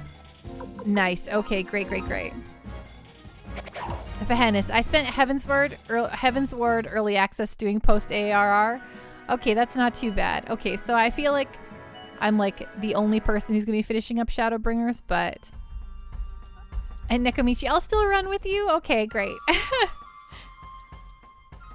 Baby Pando, Ishii, and her slow crawl to the end of Shadowbringers.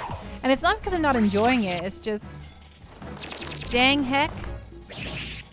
Usually when I'm done with like work for the day or whatever, I usually just go away from my PC until stream time. And then it's like, oh. But that's where the Final Fantasy 14 is. I end up playing a console game. Maybe I was considering, I was like, maybe I should. Okay, I think you've all answered this for me before. But if I also bought Final Fantasy 14 on my PlayStation, I can put Pando Ishii there too and play on my PC and also on my console. Hello, Gamer Jam. How are you doing tonight? What's going on? What's on the up and up?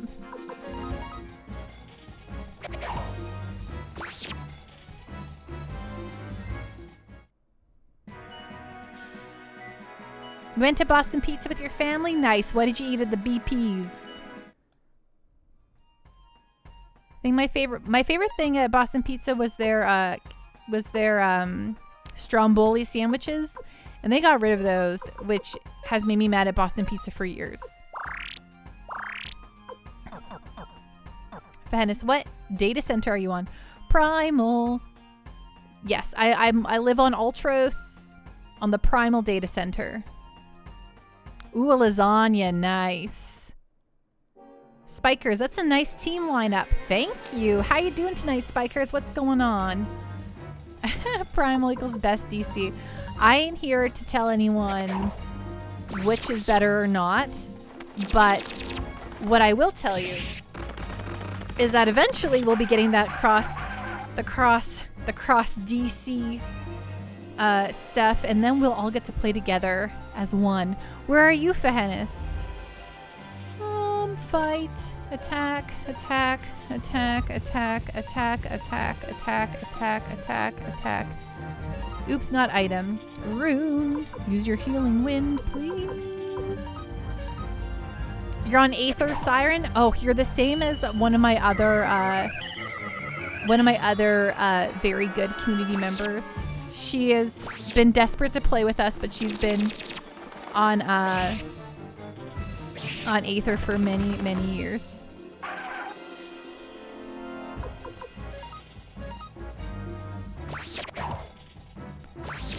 Ooh, thank you for that resub, X550. Wahoo, buckaroo. Gamer Jam, just an FYI, George Jetson is going to be conceived this weekend. Well, that's a thought, isn't it? Well, I would like to know, okay, so everyone's like, where's my flying car? I don't need the flying cars. I don't want that. What I want is the machine that gets me out of bed and dresses me and does my hair, showers me. I don't want to do any of that stuff. I would like a machine to handle all of my personal care. Thank you. I want to know where that is.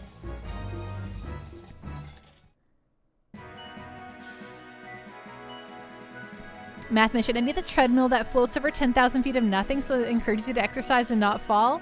That sounds all right, hey? Yes, there are many things from the Jetsons' future. Like, I don't care about flying cars, but gosh dang it, there's a lot of really cool things in their future that I would really like. I will take some things from Star Trek's future too, you know? I would like a replicator. That's what I would really like. Gamer Jam, we already have cream that makes us younger.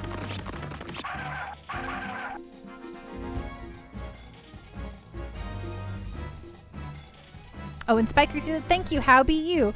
I be well. Thank you so much for asking. I had a really busy last couple of days. I just had a lot on my plate with work and also the final steps of my move.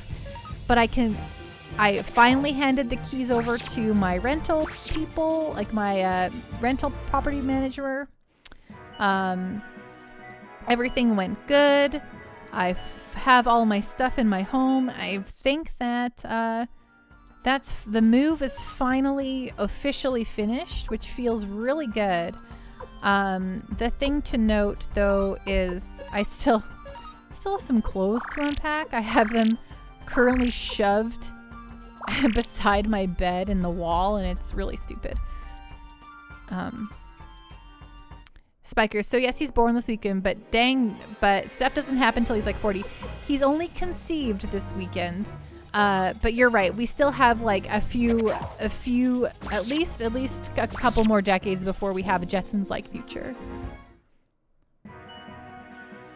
Coke Zero, did you shed a tear when you left the place like the last time? No, I did get a little sentimental, Coke Zero, and okay, here's something really stupid. I did like the Mary Kondo. I thanked the apartment for its service and for being a good pal.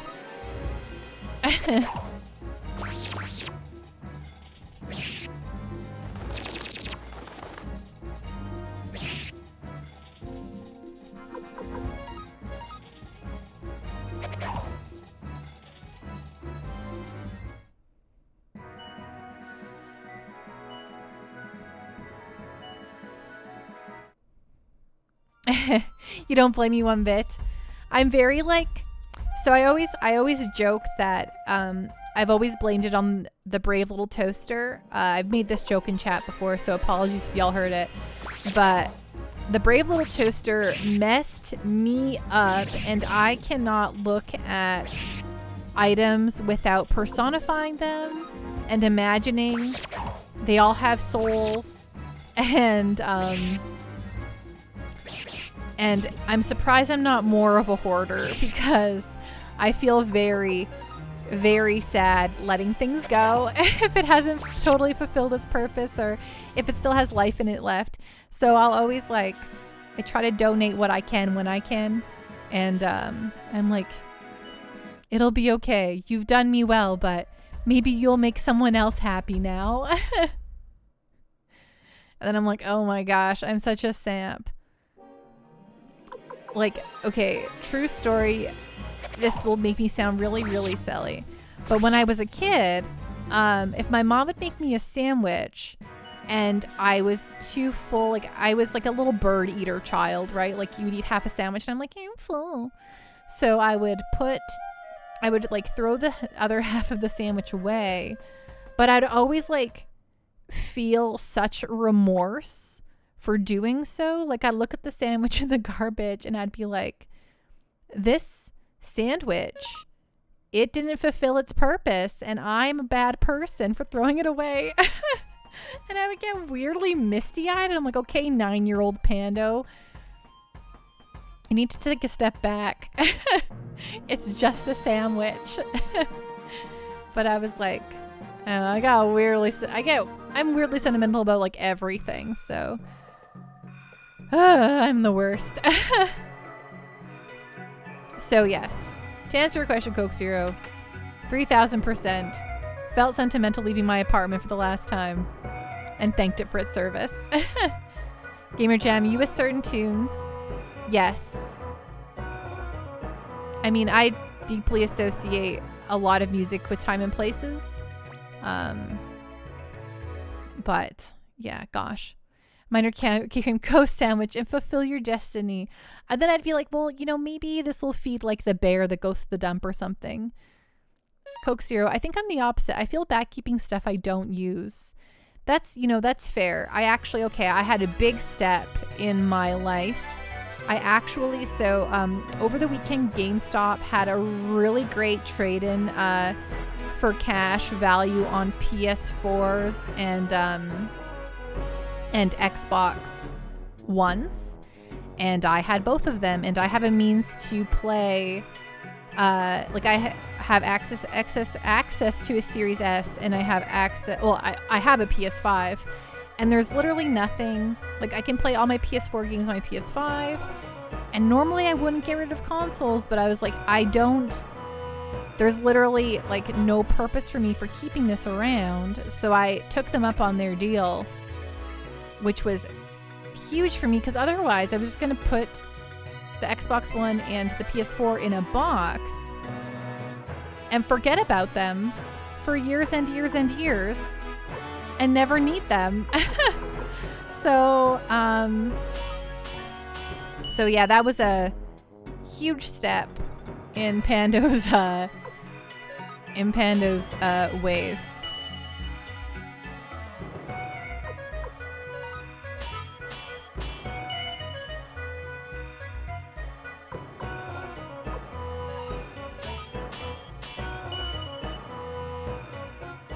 Okay, we need to go grind more.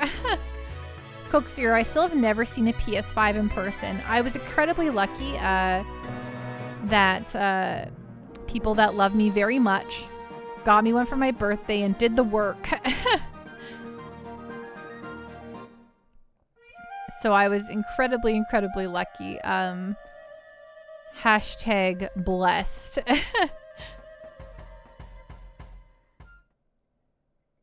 to get my PS5 for my birthday. So, you know how it goes. But yeah, so it was kind of nice too. I did not get a PS4 Pro. I just had an original model PS4, and it was struggling to play a lot of the more modern PS4 games. So I really held off on a lot of the late generation PS4 stuff because it just wasn't running them well, So now it's been nice to finally, well, okay, I say this as if I played them, but I have yet to play Ghost of Tsushima, but I'm gonna, that's high on my list of games to play as well as Control. I guess I could have played Control on my PC, but I don't know. I want to play it on my console. I wanted to play it on my couch, I actually have a copy of Control sealed that I have yet to touch, so I should probably crack that open one day and play through it now that I have a PS5. You said the PlayStation 5 plays the 4 games. It does. That's why I was didn't feel bad about getting rid of my PS4 because PS5 plays all the PS4 games. Fahennis, Control is fantastic. Oh, I've heard it's got such a wonderful story. A really good story. And so I'm so excited. I've been meaning to play it for so long, but I didn't have a PC that could play it until a little while ago. And then I finally got a PS5 and I'm like, oh, maybe I can finally do it. But I've heard that playing Control on the original PS4 was bad, a bad experience. So I was like, oh, I don't know. Okay. Free Willius. Yeah. Also, they're stopping this program now, but a lot of the later gen PS4 games have really cheap upgrades to PS5 versions. So some of them, in some cases, were free upgrades. So I was able to like upgrade my my Final Fantasy VII remake to the intergrade, like the intergrade PlayStation 5 stuff, and that was really great. Space Robot Arm can't beat Cyberpunk 2077 on original PS4. Yeah, you know, I looked great. Really good work there. Man, what a like the Cyberpunk story, what a wild ride that was at the time of its release and like the months that after. Holy. Fahenis, Cyberpunk should have been next-gen exclusive and PC, of course. Yes, I think CD Projekt Red definitely bit off way more than they could chew. I think unfortunately for them, they just were not prepared to release that game, and they didn't want to delay it anymore. It had been delayed 5 dozen times, but at some point you just gotta keep delaying if your game is bad. And of course, less executive meddling. Of course, it's always the issue, right? And it's kind of funny because CD Projekt Red has always, felt like they've always really prided themselves on being like kind of independent. They're cool. They're the cool guys, you know? Or cool folks, right? And then, well, maybe there's some problems there. Just do the Valve thing and just refuse to make a game unless you feel confident in it. But then again, not everyone has Steam, right? Bringing them in all the cash without ever having to make a video game. Space Robot Arm, there's definitely an amazing experience buried under all those bugs in Cyberpunk, in your opinion. So you do genuinely like Cyberpunk? I've heard very mixed things about the story itself. So I was like, I don't know. I think if I finally... So it's funny, I played Witcher 2 and loved it. And so I've always meant to play Witcher 3, but when Witcher 3 came out, I did not have a PS4 at that time. And I had a really old PC, and I was like, I guess I have to wait on Witcher 3. And then I've waited so long for Witcher 3 that I've just never played Witcher 3. And so I feel like if I do finally play a CD Projekt Red game, it's gotta be Witcher 3, right? Fahenis, I'll give credit to CDPR. They hired modders to help them fix it, and that's great. That is very true. Though, yeah, I hope like they actually paid them too, right? Valve is the opposite problem. Yes, Valve does not make video games. And then they do, and you're like, wait, what? What happened? Math Machine. Yeah, I wasn't sure about that game. I've not given it a try yet. It's true. I mean, I always firmly believe, even if something has bad reviews, if you're interested in it, play it or watch it or whatever and see how you feel about it. Space Robot Arm, I genuinely love my time with it when it worked. You played on the PS4 Pro? Yeah, the PS4 Pro I heard was like okay. Fahenis, a report from CDPR came out today that stated the next gen version is coming Q1 2022. Teams are being expanded, a major update patch is on the way, and expansion is still in development. They've also started early exploratory work on new projects. Yeah, that'll be interesting. I wonder if folks will still be interested enough in it after how burned they all felt.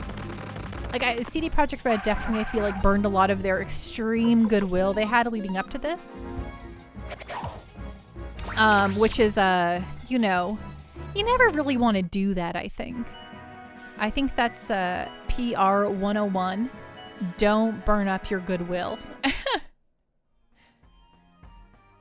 Space Robot Arm, it didn't have performance problems, but did it crash a bunch, and you ran into a bug that was not game breaking, but game bending very far.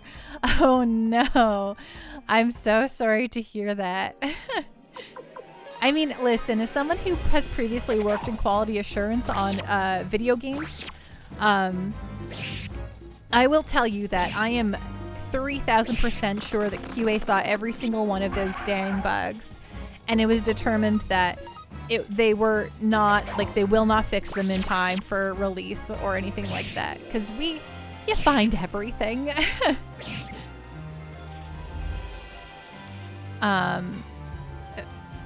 Fahenis, I play Cyberpunk 2077 on PC, and I've had a great time with it so far. It's a modern Deus Ex, and that's what you wanted. And you just read that the next-gen update for Cyberpunk 2077 will be free for anyone who bought the game on the old-gen consoles. That's cool. Space Robot Arm, I don't think so much goodwill has ever been burned in a single day in the history of gaming. Well, I think Blizzard has done a pretty good run. We'll give them a pretty good run for their money. It's so wild because those are two companies that folks worshipped. You know, Blizzard could never do any wrong. CD Projekt Red, you know, they're for the gamers. You know, they would never do any wrong. And well,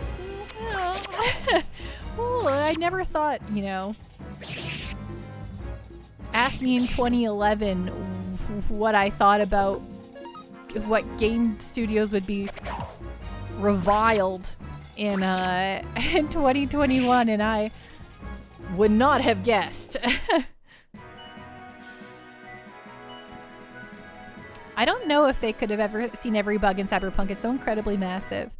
Hey, I worked on huge games. Space Robot Arm, I assure you, QA, they're good, and I bet you they saw everything.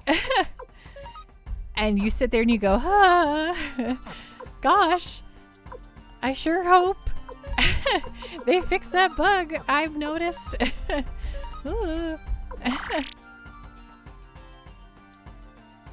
Space Robot Arm, I haven't seen Blizzard that way since like 2007. What in 2007 made you dislike them so? Oh, I think I'm all out of, oh, I do have one more medicine. Okay, that's good. Because I was a pretty big fan of Blizzard at the end of the Warcraft 3 era, and then I loved them more than anything throughout 2008, 2009. Diablo 3 was like, I think was probably the first time I started to see the cracks. Okay, I believe you.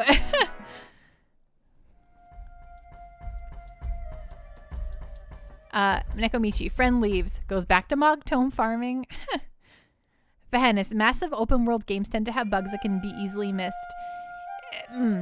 Yes, it's true, but when you have like teams of hundreds of QA working on your massive open world games, we're very thorough, believe me. You don't even know the amount of bugs that we write that people say don't need to get worked on. So whenever you're like, oh, what were QA doing? No. QA knew. QA 3000% knew.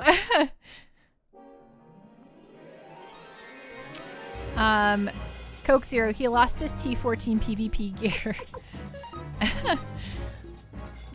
Space Robot Arm, when did Blizzard merge with Activision? Okay, that was actually, you're right, that's 07. And yes, that was cause for concern. Absolutely. But they were very insistent that they were hands off, and those first few years, it felt that way.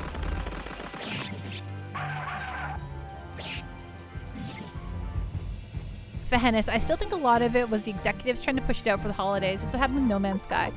Yes. Oh, now there's someone who really turned it around. Remember when No Man's Sky came out, and just the anger the folks felt against No Man's Sky, which, like, yeah, they had huge promises for a team of like 4.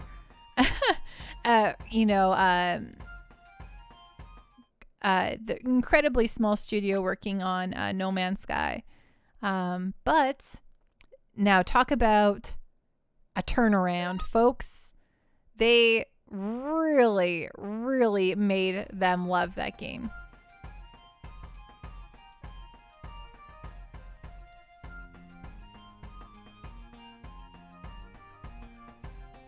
Space Robot Arm. I've always seen World of Warcraft as something engineered to generate addiction.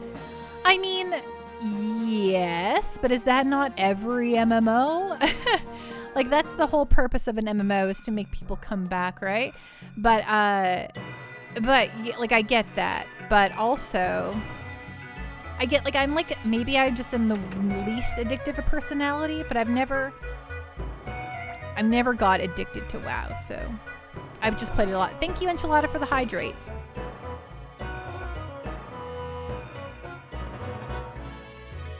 Ding! Space Robot Arm. As someone who played open world survival games on PS4, you don't know why I said PS4, got it.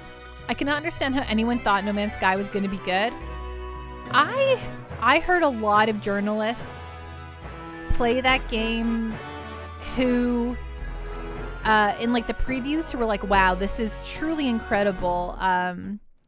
Which it sounded incredibly exciting, but then it being just empty and like kind of devoid of content. But they packed that thing now. That game is jam-packed with stuff to do. Thank you, Enchilada. Fahenis, I read that Sony were the ones who were mostly responsible for releasing in that state. I can see that.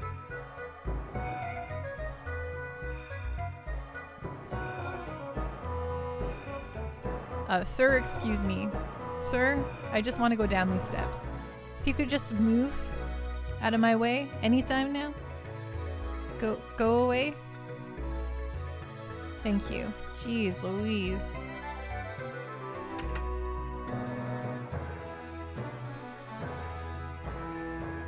Fahenis, a friend of mine is releasing a Final Fantasy XIV video she has been working on for months. A bunch of people talking about what the game means to them and how it's changed them as a person. I didn't lend my voice to, but my Warrior of Light will be in it. Oh, that's so fun!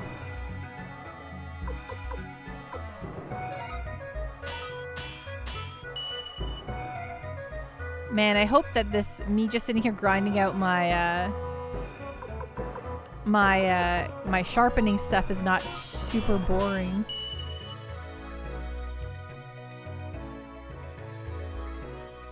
Man. Oh, I should probably try to sell some junk and maybe I can get someone else sharpened up here.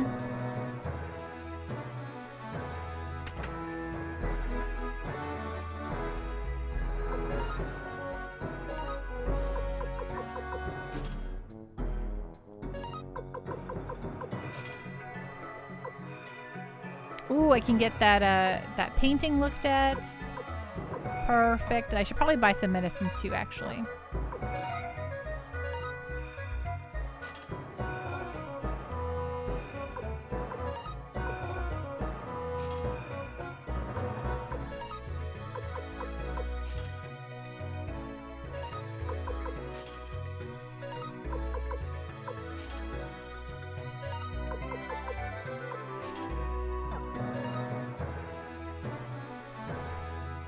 Space Robot Arm. I can imagine an MMO with systems that are not tuned the same way slot machines are. I mean, like, loot drop games are like, that's how all loot drop games work, right? I mean, they gotta keep you coming back. If you get the same drop from every boss, it just, what's the point of redoing the content, right? Space Robot, I mean, Final Fantasy XIV doesn't feel that way at all from what I played. I mean, I guess, like, you're still just doing the, like, when you get to, like, the end game and you're trying to get all the loot, right? You want the best stuff. That's kind of like, I don't know. Having played a ton of World of Warcraft and a ton of Final Fantasy XIV, I feel like they have a lot of similar systems in that way. Save. All right, I didn't actually want to come here. What am I doing? I wanted to get my painting looked at. Genshin or the opposite of Genshin? Right, yeah, well there's there you go. Genshin is absolutely the most slot machine-y game out there. Or not the most, I mean obviously there are straight up slot machine-y all the gacha games, but yes, putting an RPG and a gacha game together, that's a something.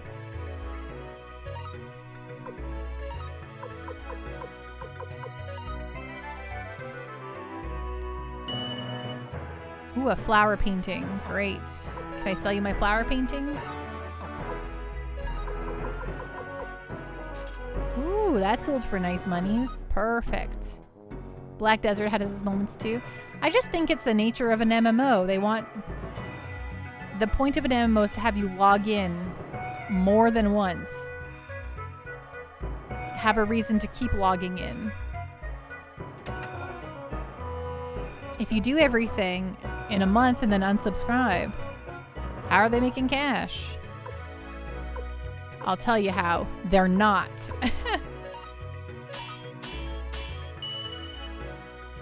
Okay, here we go again on my constant quest for cash.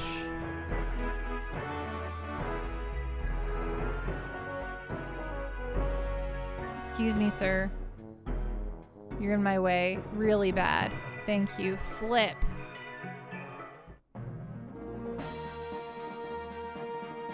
Welcome to my Suikoden stream, or Pano just runs back and forth to fight enemies over and over.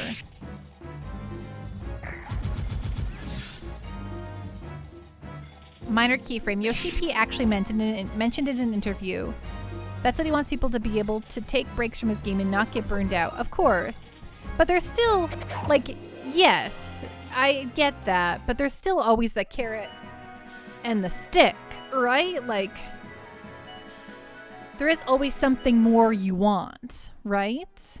Like, he can design his game, like, with that in his mind, but you still want to, you know, do you want the bird dog mount? Well, you have to put in the time.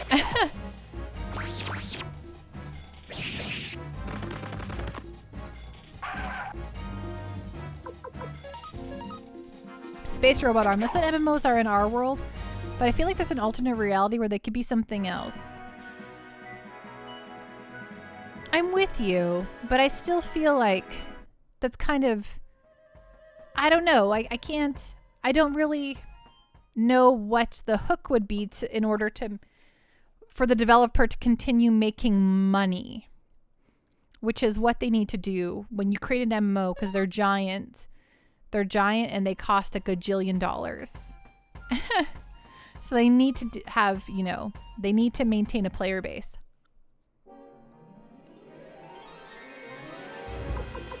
Hello, Bone Chalk Broadcast. How you doing tonight? What's going on? What's on the up and up? Gearing at max level in 14 is pretty painless. Yeah, that's very nice. I like that a lot. Fahenis, and then Hironobu Sakaguchi finishes MSQ in a month. Oh, Sakaguchi-san.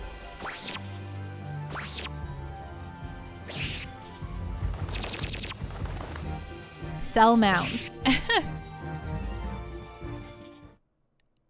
Space Robot Arm. In the early days of DayZ, that game is a glimmer of what you were thinking.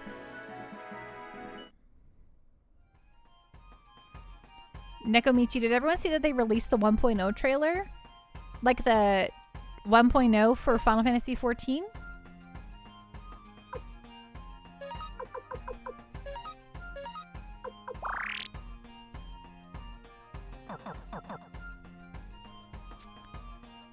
Minor keyframe. It'd be heckin' cool if Sakaguchi ended up working with Yoshi P on a collab event. Do you think Square would, or do you think, okay, I don't know how much bad blood Sakaguchi and Square have between each other, but do you think they would have the bad blood? Bone Chalk Broadcast, doing well. Pretty tired, but wanted to stop in for a bit. I really appreciate that. Yeah, your Pando here is just, honestly, I'm sure this has been not an incredibly entertaining stream. I haven't really proceeded in the story much because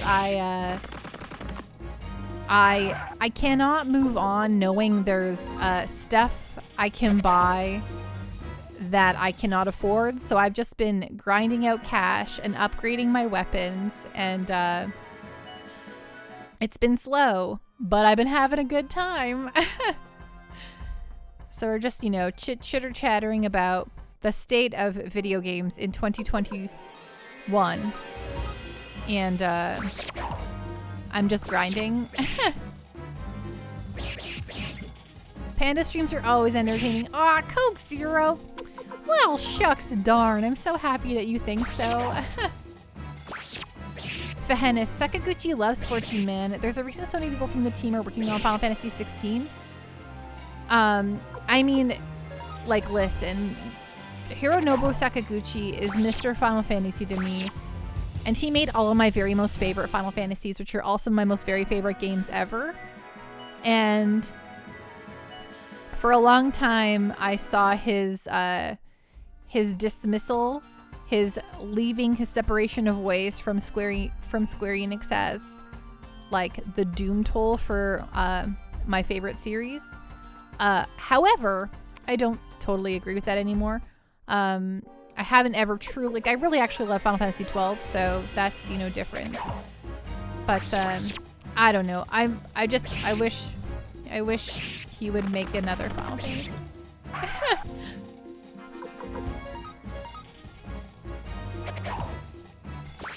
Neko Michi, if I recall correctly, the next part isn't a boss fight, it's an army battle. That's fine. I still like to have all this upgrades before moving on. It just feels right. And then I just save money after that, Then the money can start piling up. And then I'm like leveled up.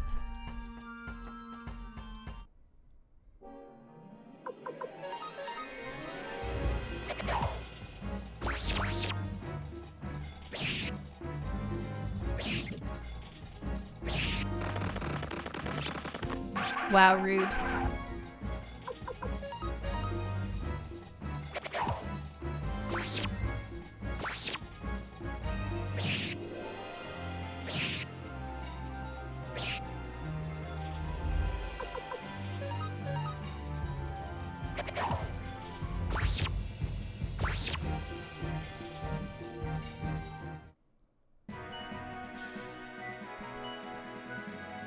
But yeah, for the first time in a long time, I'm quite excited about Final Fantasy 16. I have not been excited about a Final Fantasy for many, many, many, many years. And that's not to say that the games have been less good or anything. They just haven't been for your pando. Like, I know a lot of folks really love Final Fantasy 15. I couldn't. I mean, we'll have to play it one day when we play through every JRPG on stream. But I don't know what it was. I just was like, oh, I don't know. This doesn't feel like a game for me. I think I just got bored.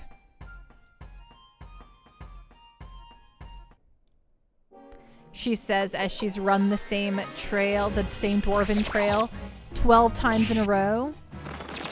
Minor keyframe, though, the second half of 15 was definitely better than the first, in my opinion.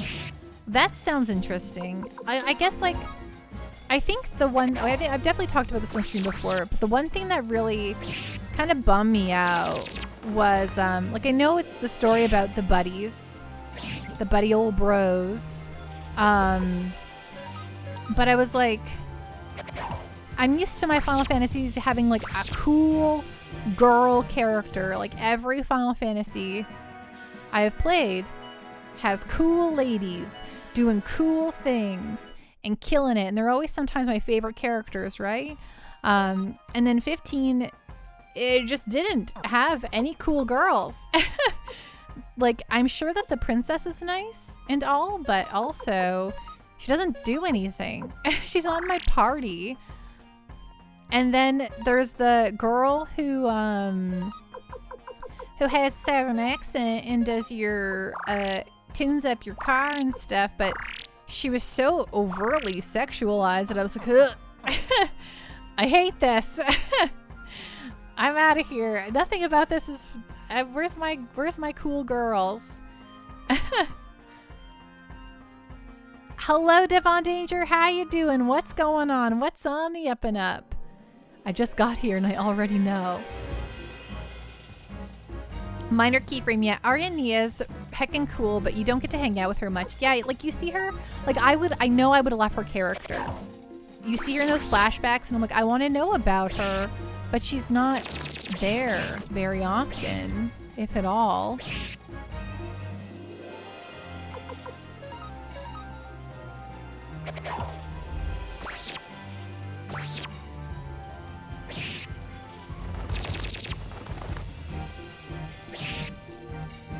Minor keyframe, yeah, I was very concerned for Mechanic Cindy's health being in that getup and working on cars, right?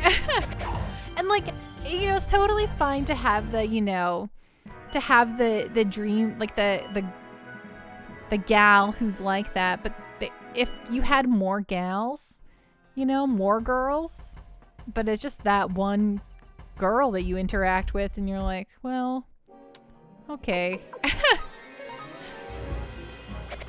How about the Dickles?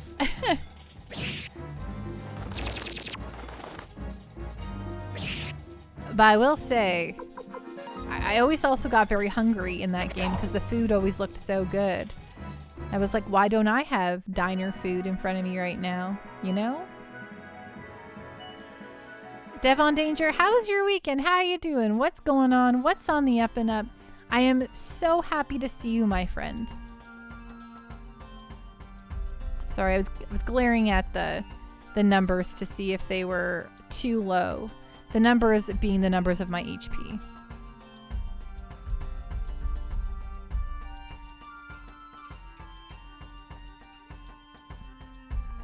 Minor keyframe. I do love that she turned my regalia into a plane and a monster truck, though. What a gal. That sounds pretty all right. I think also what I had a hard time with was like the sheer amount of side quests in the beginning of the game, which, you know, cool. But also I was just like, all I was doing was, it kind of was like the, almost like the Elder Scrolls issue where you do 8,000 side quests and then you're like, wait, what was the main story of the game? What am I actually supposed to be doing? Devon Danger, I'm good. Currently getting my butt kicked in Halo right now, but are you having a fun time getting your butt kicked? That's the very most important question.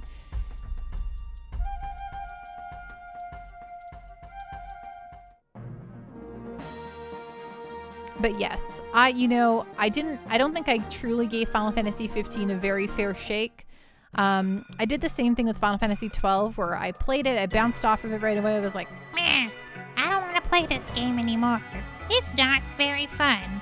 and then, you know, years later I went back to it and was like, oh, I love this game so much. Sometimes you're just not ready to accept your feelings. Minor keyframe. Also, the side quests get very samey very quickly and the world feels kind of empty. Some cool dungeons though. Love that. Yes. I mean, agree. Love that in that I agree with you wholeheartedly. I did feel like, yes, I was doing the same thing over and over for the side quests. Oh, 200 bits per person. Yeah, let's stay. Devon Danger. Yes, I'm enjoying getting my butt kicked. Perfect.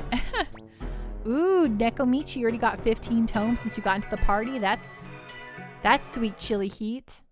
I love it. Here we go.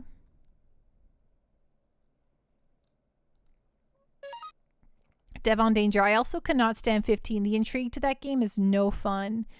Yeah, I never really, I guess the story also never really like grabbed me to the point where I was like, well, I need to see what happens next. Okay, these guys have got to stop standing in front of these stairs. It's gonna drive me to the edge.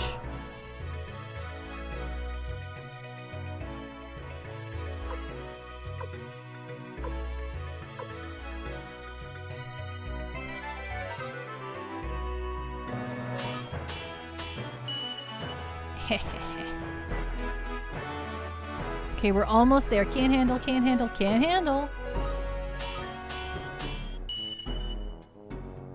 Okay, we just need a couple more for Kirkus and Cleo. Hey, Gaiden, thank you so much for the raid. Welcome on in, everyone. How's it going? What's going on? What were you streaming tonight, Gaiden? Dwarves, don't let anyone without a horned helmet through, right? Only horned helmets. You gotta be cool with a horned helmet. Let's see here. Shout out, guy. Hello, fly fish. What's going on? What's on the up and up? Does your name have to be spelled? We're gonna do that anyway. Shout out, Gaiden. Ooh, you're playing Halo 2 Anniversary. So you're like, all these folks playing Halo Infinite, y'all can shove it up your nose. We're playing Halo 2 Anniversary over here. I'm guessing you're playing the campaign? No, it doesn't. Okay, well, I did it anyway. How are you doing tonight, Flyfish? I hope you're doing great. Were you having a great time playing Halo at least? Halo 2? Did you encounter the flood? Hey, Rob Cooks too. Thank you so much for the follow. Welcome to the Pando Party. Woo, woo, woo, woo, woo. Ding. Cactuar pose. Just the campaign, never played the game? Nice. Are you getting yourself prepped for Halo Infinite, or are you just like, and you feel like Halo fever, or you just wanted to play, see how it goes? Gaiden, yes, I tried it on Legendary but couldn't handle it. Very fair. Devon Danger, Halo 2 Anniversary is very pretty. No worries. Thank you so much for joining me. Well, hi Raiders. Hello. For those of you who don't know me, my name is Pando. I stream almost exclusively JRPGs. I stream Monday, Tuesday, Wednesdays with the game of the season, which is currently Suikoden. And when we beat it, we actually have a poll up in the Discord right now for what is going to be played next. Currently, the vote is between the 4 games that are up on the vote are Persona 3 FES, Dragon Quest 8, Skies of Arcadia Legends, and Star Ocean First Departure. Pretty cool. Gaiden, I got Halo fever, so I'm trying to understand the story. Absolutely, that makes sense. So if you're interested, feel free to join that Discord and vote, which is also the name of the channel. You can do that. And but other than that, this is my second time playing Suikoden in my life, but I've never actually got all 108 stars, so I'm on a quest to do just that this time. But today I've been probably one of the more boring streams where I've just been grinding to get my ultimate, not my ultimate, but the best weapons I can have at this point right now, and I don't like moving on until I'm geared up. So Rob Cooks 2, oh gosh, how can you pick between those? Rob Cooks 2, I can't. That's why I make everyone else choose for me. Gaiden, we will be playing Suikoden 2 after. So my goal is to play through every JRPG ever. And if you scoff at me and be like, Pando, that's the loftiest and silliest goal I've ever heard. No one can do that. Well, guess what? It doesn't matter. We're going to do it or die trying. I don't care if I'm here till I'm 93 years old and can barely use a controller anymore. Just kidding. I'm living till 125, so I'll be able to use a controller until my dying day.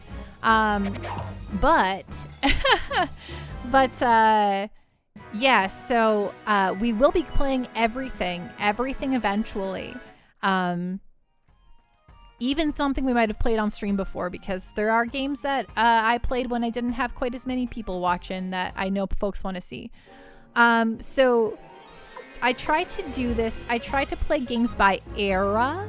I try to take turns for each era. So that's why Suikoden 2 will not be directly back to back, because I try to keep it, I don't know, fresh by playing something, from the, so currently my era we're playing is like the PS1, Saturn.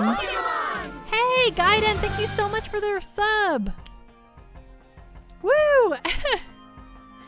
I don't dare scoff at Pando. It's in the terms and conditions when I sub. Well, hey, I really appreciate that sub. Thank you so much. It means the world to your Pando. Woo! Just befriend a necromancer and live forever. Easy. That's what, minor keyframe, not a bad idea. Cactuars, it's a just grinding stream today. It is. That's right. That's exactly what it has been. And Space Robot Arm, here's my obligatory pitch asking you all to vote for Skies of Arcadia. And Bone Chalk, you're on the Skies of Arcadia wagon too. Devon Danger, you always play Halo on Heroic with a buddy. That's the way they're meant to be played. Nice. Good old co-op Heroic mode. Heroic mode. So anyway, if that all sounds like fun, feel free to, give that Pando a little follow-a-roo.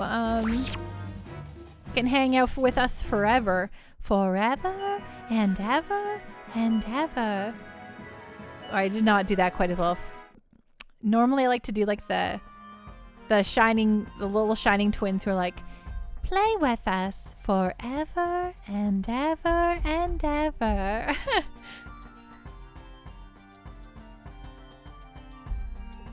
Pando is creepy. We're learning a lot of things about Pando today, like I can do this voice really well. Pando, okay, real talk, Pando's a little bit of a creep, I won't lie to y'all.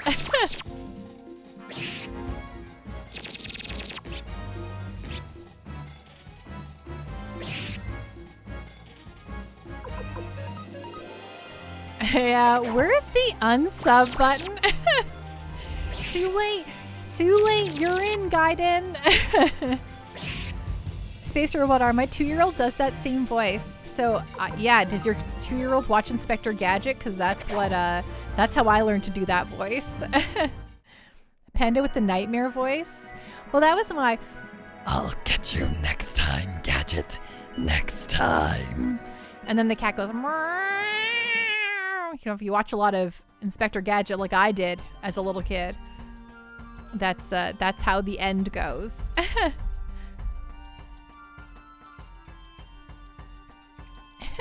Yeah, Bone Chalk. You can't forget the meow, exactly. Space Robot Arm, I think it's just a generic monster voice for him. It's very funny. I mean, that means your kid's gonna be incredibly cool. Doing weird voices is truly one of the most funny things to do. Inspector Gadget. When I was a little kid, that was absolutely one of my most favorite cartoons. Inspector was so good. It's very true.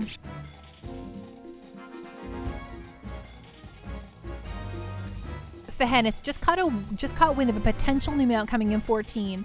A Paisa. What is a Paisa? Miter Keyframe is excited about that.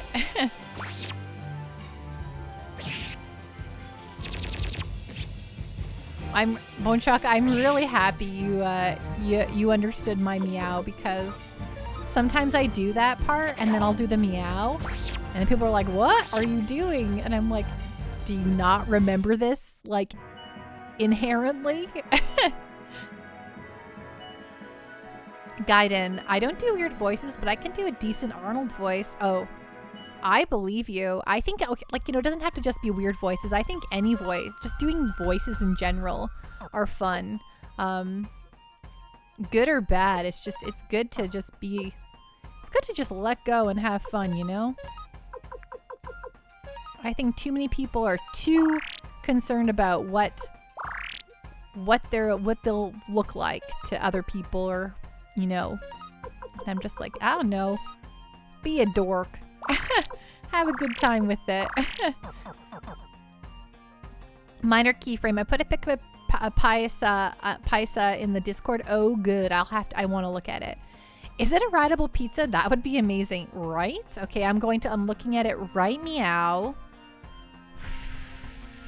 Final Fantasy 14? Oh, a paisa. Look at what? What the heck is that? It's like an owl. It's like an owl monkey? Did they just sort of like, did they go to the creature designers and were like, listen, figure it out. Mash up. You found a link of it in action. Check out the Final Fantasy 14 Insta. Oh my gosh, okay, I might just have to do that. Fahennis, those weird bug-eyed floofy creatures you see in the Sea of Clouds. Oh, you definitely, okay. You explained that, okay, that makes sense. That's exactly how I would describe that picture I just saw. Nekomichi, a patissier paisa is on the cover of the special edition of the cookbook you got enchilada. Oh my gosh, there's a paisa patissier. That is some next level business. What? Okay, so when I first started, blah blah blah, Pando is a WoW vet, blah blah blah. So when I came to Final Fantasy 14, folks who saw my very first stream of that will remember that all I did was gawk at everything that was super adorable. I was just like, oh, look at this thing. Why is it so cute? Oh my gosh, look at this thing. Why is it so cute? Oh my, I would just stare at everyone's minions constantly. And I was like, this is probably just unbearable for everyone right now, but I am just enamored. Okay, I'm looking at the Discord now. Oh my gosh.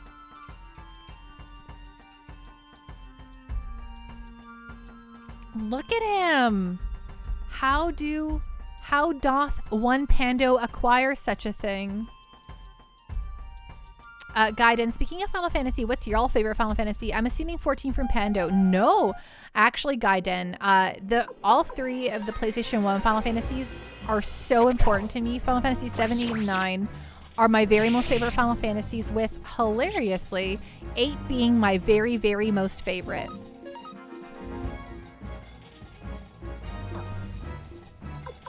Ugh, those PS1 Final Fantasies, they're the most near and dear to my heart.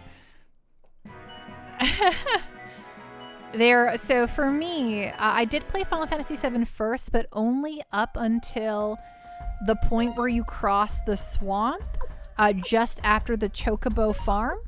And then, but Final Fantasy 8 was the first one I actually like played through, and so it has like, it's so important to me. Like, if between Ocarina of Time and Final Fantasy 8, without those two video games, I would not think, breathe, and live video games 80% of the time in my life. You have the Patissier Paisa minion minor keyframe? Aw, stink. The Henna 6 is yours. I finally finished 6 for the first time earlier this year, and it's incredible. I think that final boss, the final Kefka, is, just chef's kiss, so good.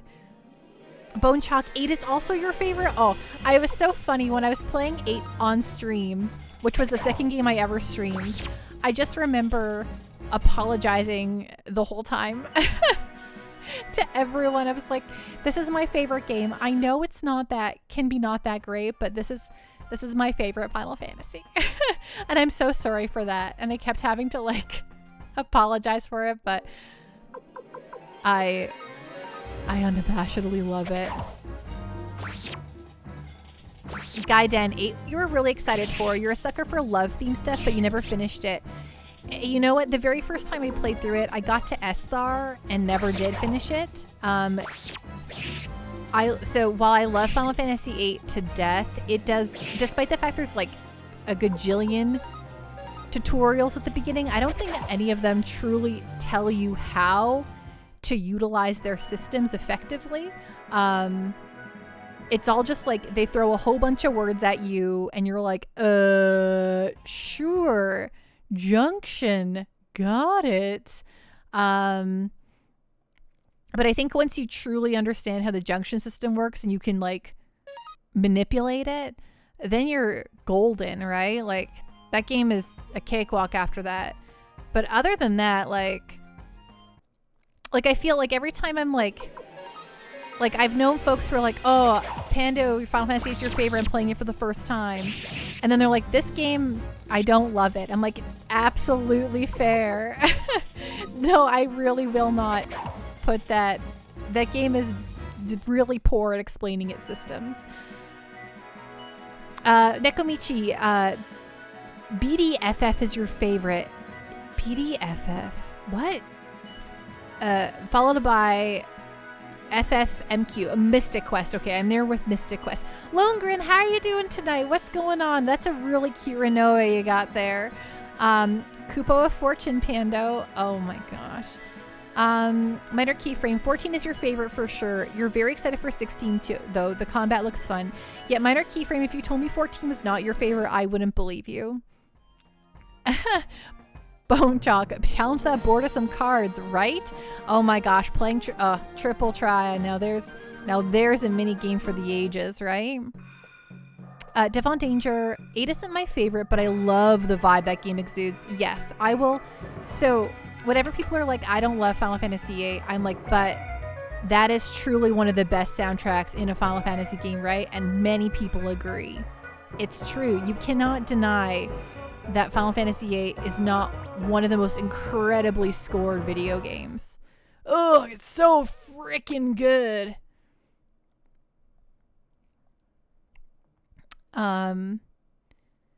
Cactuars, you like Final Fantasy VII Remake a lot, maybe more than other Final Fantasy games.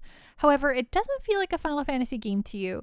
So Cactuars, I'm with you. I really love Final Fantasy VII Remake a whole ton. But I went in with extremely low expectations. I knew that I was like, listen, Final Fantasy VII is one of my most favorite, very, very, very favorite video games of all time. There is no way this will live up to my expectations. Oh, that is Vicky from Suikoden. It looked very Renoa-esque, just as I was talking about Final Fantasy VIII. Well, sorry, Longren. Oh dear, Pando. Oh, it's just Cleo we had to do. Perfect. Dunzo. Hey, folks, we might actually be able to continue this story tonight now.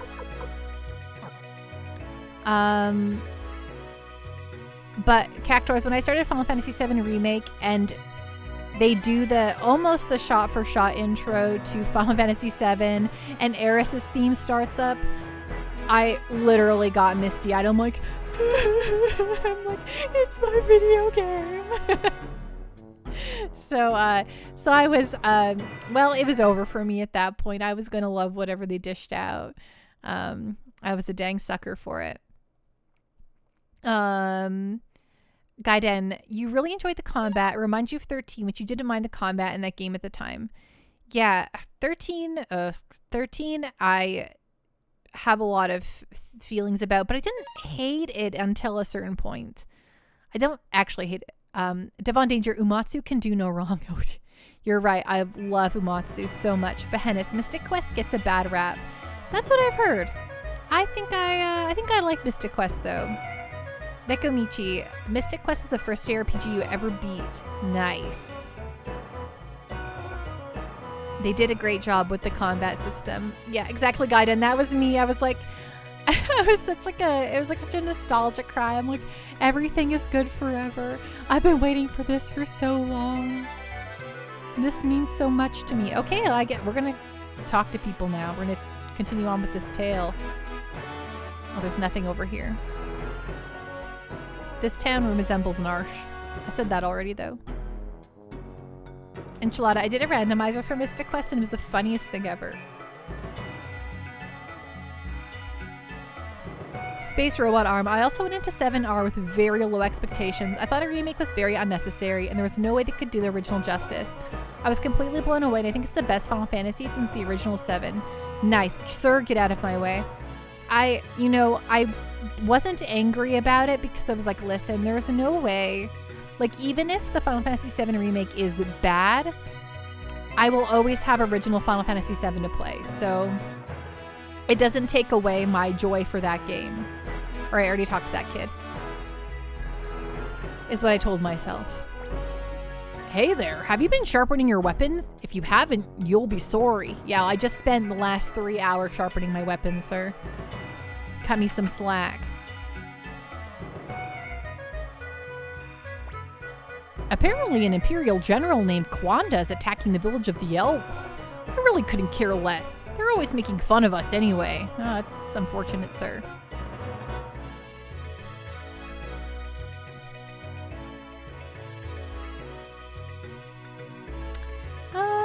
Okay, here we go. Oh my gosh, the door, sir. Oh, there's no one in here. What if I just sleep in their bed? Okay. Sorry, that's rude. Shouldn't just sleep in strangers' beds. Okay, I've already been over here, but I haven't been to this little hut house. I'm going to study hard and be smarter than elves or humans. Okay, well, whatever. I'm going to be strong. Strong enough to beat both elves and humans. Okay, y'all have a superiority complex here. We hate the elves, and the elves look down on us. It's always been that way. Nobody remembers the original reason for this hatred. Let the boy sleep in your bed. Nekomichi, all right, done farming. Was it fun, Nekomichi? I'm done farming now, too. According to my research, runes contain the elemental powers of the world. Fascinating. Write that down. Keep it for the next test. It was stupid easy. Well, I'm glad you enjoyed it. Space robot arm. Is this Tales of Symphonia? Great question. Ooh, look at this guy. He means business. Well, what? Oh, I do not like his eyes. Look at it. He's like, oh, he's got like, amber cat eyes. Well, what unusual visitors. Human and elf, hand in hand. What brings you to the dwarf mines? Chief of the dwarves, we come to ask you for a favor. A proud elf asking a lowly dwarf for a flavor? Dwarf for a favor? Yeah, it is totally the thriller eyes. Bone Chalk broadcast. Jaundice in full bloom. Well, that's okay. You're right. He might have it. Nekomichi, maybe we don't recognize that I said flavor. Chief, have you ever heard of a burning mirror? Of course I have. It's one of our treasures. Kwanda Rossman has gotten hold of the blueprint and is planning to burn down the forest. Ho ho, that's very funny. I hope all the elves are killed. Ho ho. What a thing to say. Besides, do you expect me to believe that one of you sluggish humans really succeeded in stealing a blueprint from us? Oh, that was really rude. Yes, dwarf friend, I would like strawberry flavor, please. Longren, at least it's easy to get money in this game. True, it is. It's true. A fellow called Kage stole the blueprint. Ho ho, you'll have to prove such human competence. You're saying a human can break into our vault? Try it then. Let's give it a try. Ho ho, what fun! Then try to steal the running water route from our vault. If you can do that, I'll believe your story. Our vault is due north of this village. It was way too big to build here. Ho ho. Okay, well, let's go to the vault then.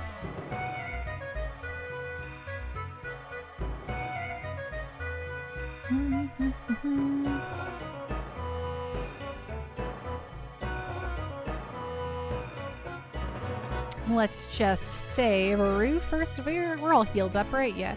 Also should probably buy some medicines just in case.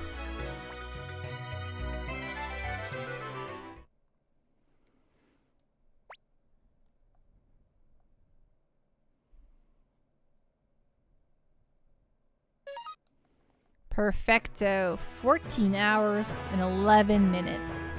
Killing it. Okay, where to? Okay. Bye. Yes, let's buy some medicine. Let's give one to you.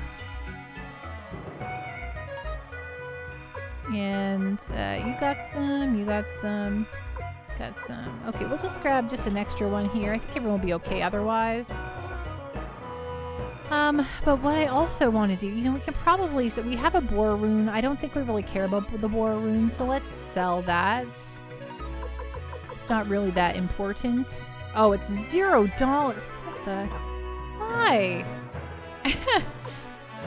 Oh, that's annoying. Well, we'll sell this wooden shield then. It's $0 for the boar rune? Never. It's like it's a rune. It's not fair. Whatever. Let's get out of here. We got a vault to sneak into. Check it out. It's a vault in a mountain. That's a big door. The Dwarves vault. Hello, sir. The chief has filled us in. This vault can't be opened by a stupid elf. Is that so? Well, watch us go. That's what the dwarf said.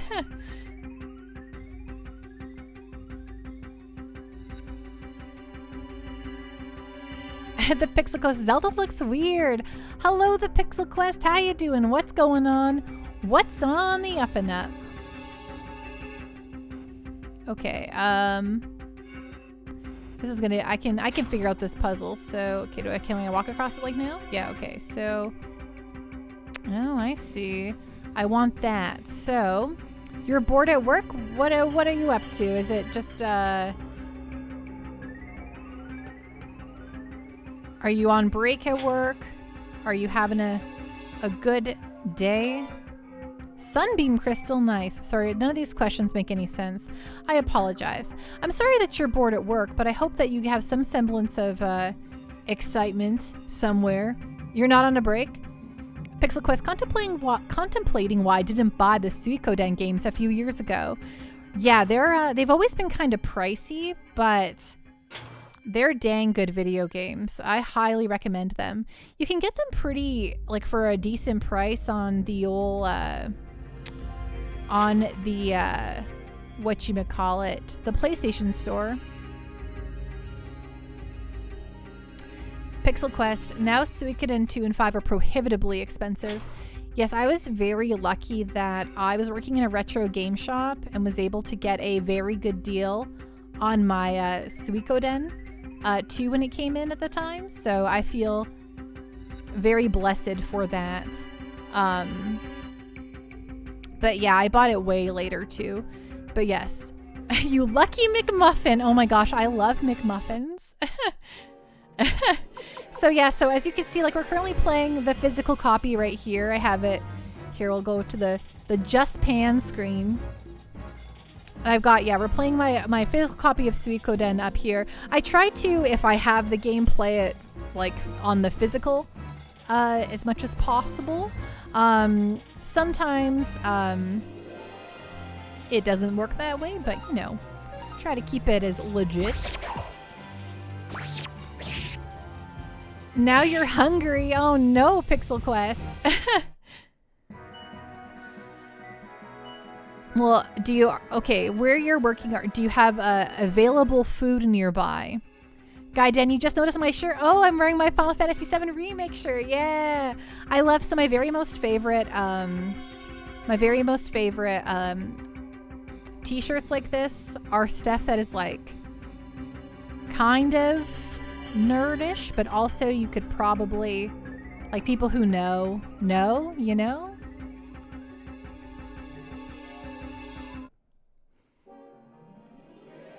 Lone Gun Suikoden 5 isn't on the PS3 store. No, it's not, is it? My copy of Suikoden was 200 Canadian, but I also had a bunch of store credit at my store and my own discount, so it worked out well. Just 1 to 4, you believe? Wow. Minor keyframe, gonna lurk, gonna make myself a snack. Oh man, that sounds very exciting. Please tell me about it when you come back. Pixel Quest might buy 5 this month and 1 the next. You definitely should. I highly recommend them. They're very, very good. Like mega good. Mega good. Well, look at all these guys. They're gonna get got. Man, why do I not know how to speak? Why would they have all the Suikodens on the PlayStation Store except for 5? That's a real humbummer if I ever heard one. Is it because Konami? I blame Konami. I blame Konami for everything. Konami, they hate video games and they hate us. Especially they hate gamers, so. But hey, at least we'll have Eiyuden Chronicles in a, next year or so. Fahenis, I have 2 on my Vita. Nice. I also bought 2 on my Vita. Ooh, we're getting the good levels here. Pixel Quest. Konami is printing money, right? They run a bajillion different businesses in Japan that are not video games. They don't need video games. You just got pachinko. Exactly. Why should they make games? I mean, yeah. I mean, why should they? But also, if they're going to be that way, let sell your licenses. Guy Den, yes, I'm excited. I hope it goes well. I believe it will, but I am a very optimistic person. Longren, I bought all the Suikoden games used from GameStop. When did you buy them all? Pixel Quest. It makes sense business-wise, to be honest. Oh, 3,000%. Hey, your Pando. She gets it. You want to make all the dollar bills. And it makes sense to me. Why deal with those annoying people called video gamers when you can just I'm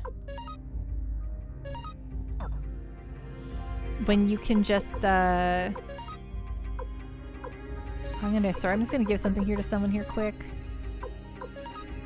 When you can just make pachinko machines and make all of the money, you know? Hello, Komodo. How are you doing tonight? What's going on? What makes sense? What's on the up and up? Pixel Quest. Invest millions to a game that might lose money on release, or spas and gyms. Right? Exactly. Or and the pachinko. Yes, Konami also has I think insurance and stuff. But yeah, why do all that when you can just make bank otherwise? And hey, fair, but also I just need to play these other video games. Oh wait, no, I didn't want to do that. All right, what I want to do is who has the new magic robe? Okay. Give that to Handover. Pan could really use that, so you wear that. Okay, equipment, Pan. Yeah, that's a big jump. Woo! When is Suikoden 6 coming out, aka the Kickstarter one? Oh yeah, Eiyuden Chronicles. I believe they pushed it back. It was delayed a little bit. It was set for, I think, next year, but it might have been pushed back another year. Truthfully, that's okay because there is 3,000. I don't know if you all know this, but there is 3,000 video games out at any given moment. And who can deal with it all? I certainly am behind, and I play an extensive amount of video games weekly. You know? I'm just constantly playing the video games. Okay, the main game and a companion game. Yes. Oh, right. I forgot they were doing the little companion game. I love it. Give me a companion game. Space Robot Arm. I'm as disappointed in Konami as the next guy. But they have done a decent job of making some of their games available. The Castlevania Advance Collection is good. They do some decent things for Castlevania. But what about Suikoden, huh? What about it? Where's my Suikodens, okay? Is the companion game coming out soon? Is turn-based? I believe it is. I believe the companion game is almost essentially like the main game is just a shorter, smaller story.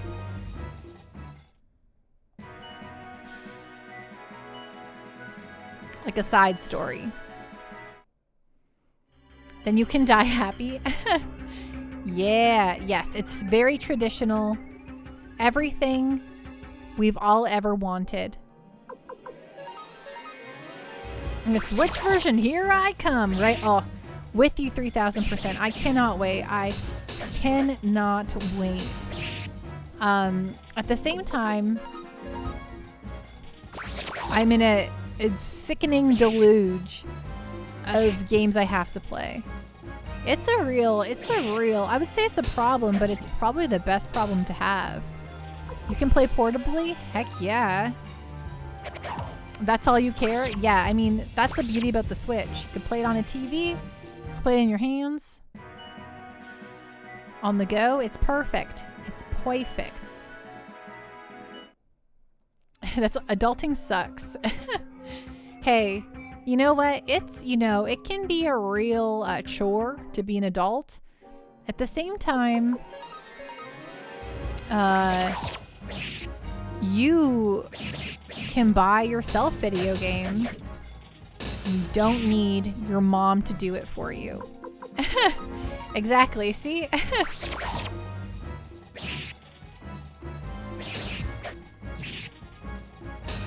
And then you could have, okay, I mean, you shouldn't do this. Say, and then you can have ice cream for dinner and not feel too bad about it, but you shouldn't do that every night. Then you will feel bad about it.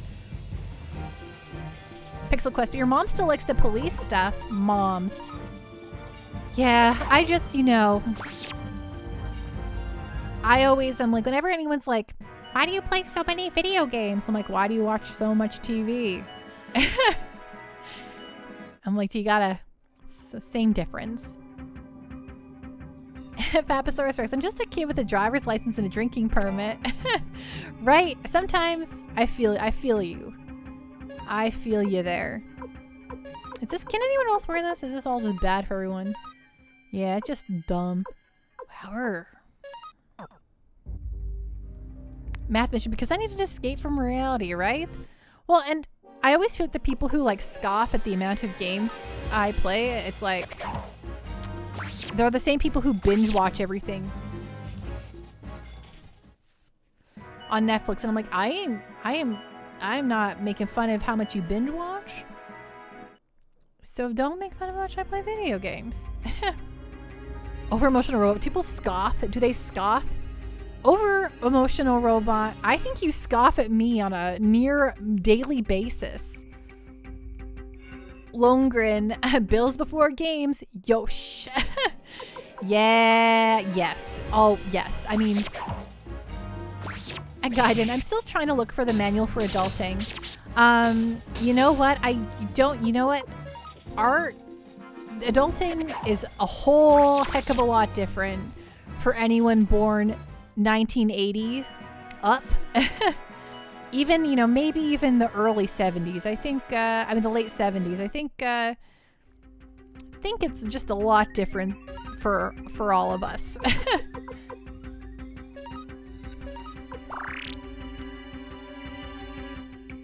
Pixel Quest, my wife encourages my hobbies, so who cares? Exactly.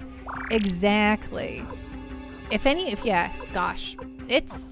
Video games are good. Why would anyone, we all grew up with them. What makes them any different than watching movies or watching TV or reading a book, right? I feel enriched. Math mission, I don't watch TV. I don't play a lot of video games. I just watch people play video games. You know what? At least you're making a friend doing it, right? Thank you for being a friend. Pixel Quest, video games are evil, ma'am. Whoa. I do not agree. What are you saying? Video games make me evil? Oh gosh, I don't know what that was about. Please forgive me. Gosh. Happens sometimes when I play video games for a long time.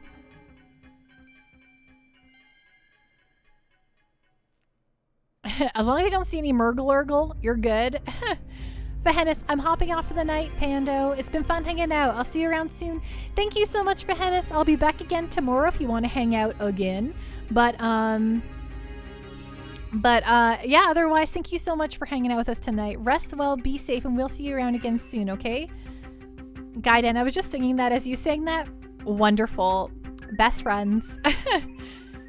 Microtransactions. Freaking typos. Yes, not every game has microtransaction in all of them. Space robot arm. I'm gonna sound pretentious here, but video games are an art form that can express things that no other art form can. True, absolutely they are, and I think it's especially apparent in things like a lot of independent games nowadays. Yes, microtransaction pixel quest. It's how I like to refer to microtransactions. Interactive art, exactly, 100% agree. It's why, okay, so y'all forgive me here for this, but I've always really disliked the word gamer. Why do I have to identify, I play a lot of games, so I'm a gamer. I'm like, do you call a movie enthusiast a movier? Or someone who, no, you call them like a movie buff, right? No other, someone who's really into books, maybe you call them a bibliophile, right?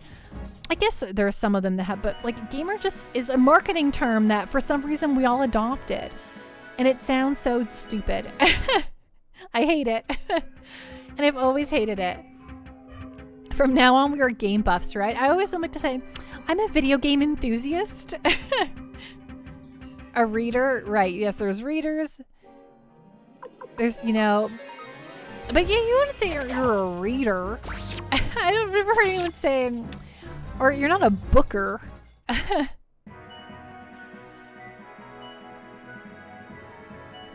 Over-emotional robot. Yeah, gamer is a little derogatory in the sense that it was probably supposed to belittle the person playing the game. Well, where it actually came from is from I think an Intel marketing campaign. They started calling us gamers, for the gamer in your life, and everyone was like, yeah, that's how we want to be referred to. But I think when I first heard the term gamer, people were like, this is really dumb. Oh, I'm overloaded.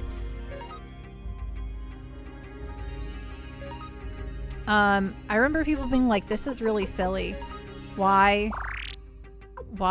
And then one day suddenly everyone was like, yeah, gamers, man. Booker, do it. Pixel Quest. I call book people bookers. Bookers.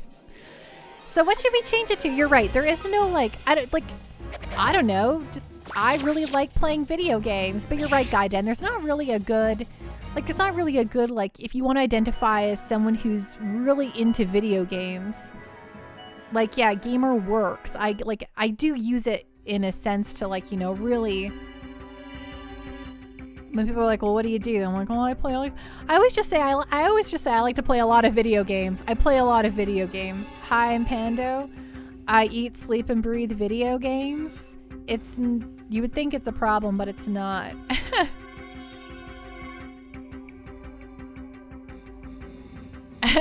Over emotional robot. You didn't know that was the origin. You're a Twitcher. Yeah, I'm a Twitcher. It's are you okay? I'd have to ask in response to that. Math mission. In the end, what all gamers are playing role-playing games. You're always playing a role, experiencing a story. It's right.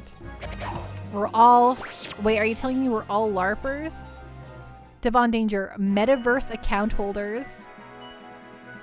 Right now we are twitching. Oh gosh, should we call the hospital? I'm concerned. Okay, I'm just trying to use up my medicine here so I can grab more medicine.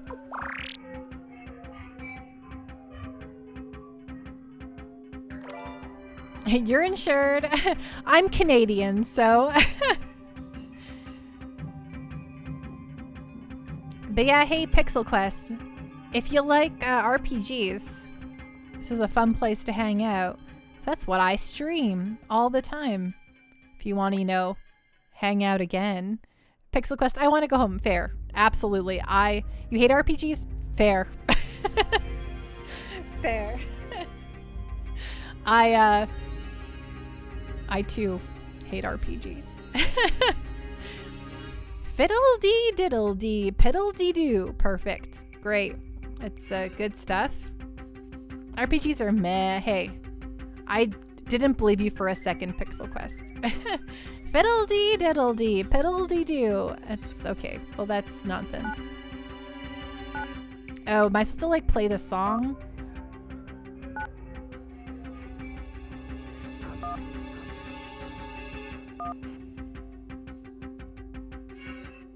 Or if you like fun conversations, you're in the right place, Twitcher.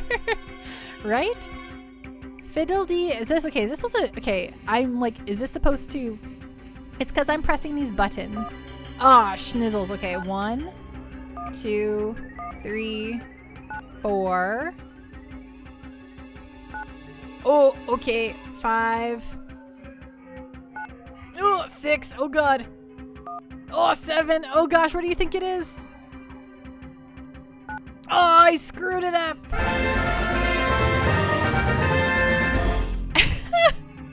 Toss a coin to your Twitch roll, Valley of Hondo, Valley of Hondo. Oh, toss a coin to your Twitch roll, Valley of Hondo.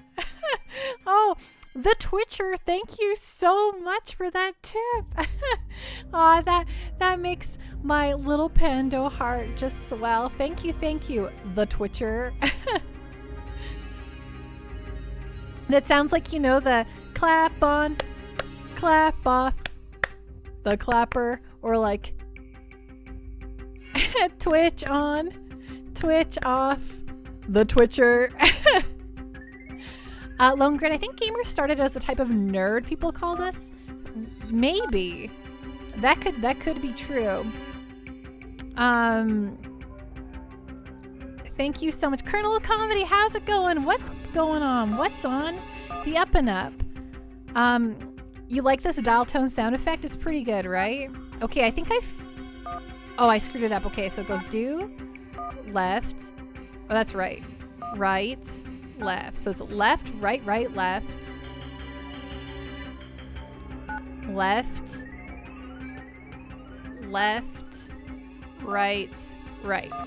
Ah! Ha! I salute thy Twitcher, Gaiden. Thank you. Robit, I keep expecting to hear the as you're after the dial sounds, like trying to get onto the internet, because oh my gosh, the dial-up sounds getting into the internet they were the most excited I've ever, like the sheer anticipation my little baby pando heart felt going into the internet at that point in my life, unsurpassed by anything. They are ingrained into my brain. Pixel Quest, 7 hours remaining at work? You're at work for another 7 hours? The Pixel Quest, thank you so much for the follow. Welcome officially to the Pando Party. Woo, woo, woo, woo, woo. Ding. Cactor pose. Huh? Yeah, that's me and that. I'm that cactor, right?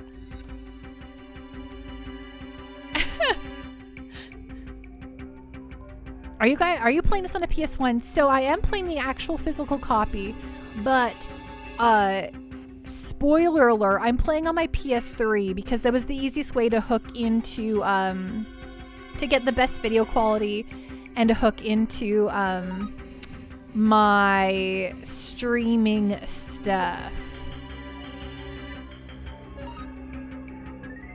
8 hours a day, 5 days a week. Emulation. Well, we're still playing on the physical copy. So we are still playing literally off the disc. Call the Retro Police. Hey, I put a disc into my console, okay?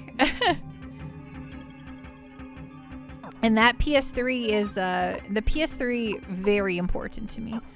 How do I, what, I gotta dump something here. Who cares about, yeah, get rid of these.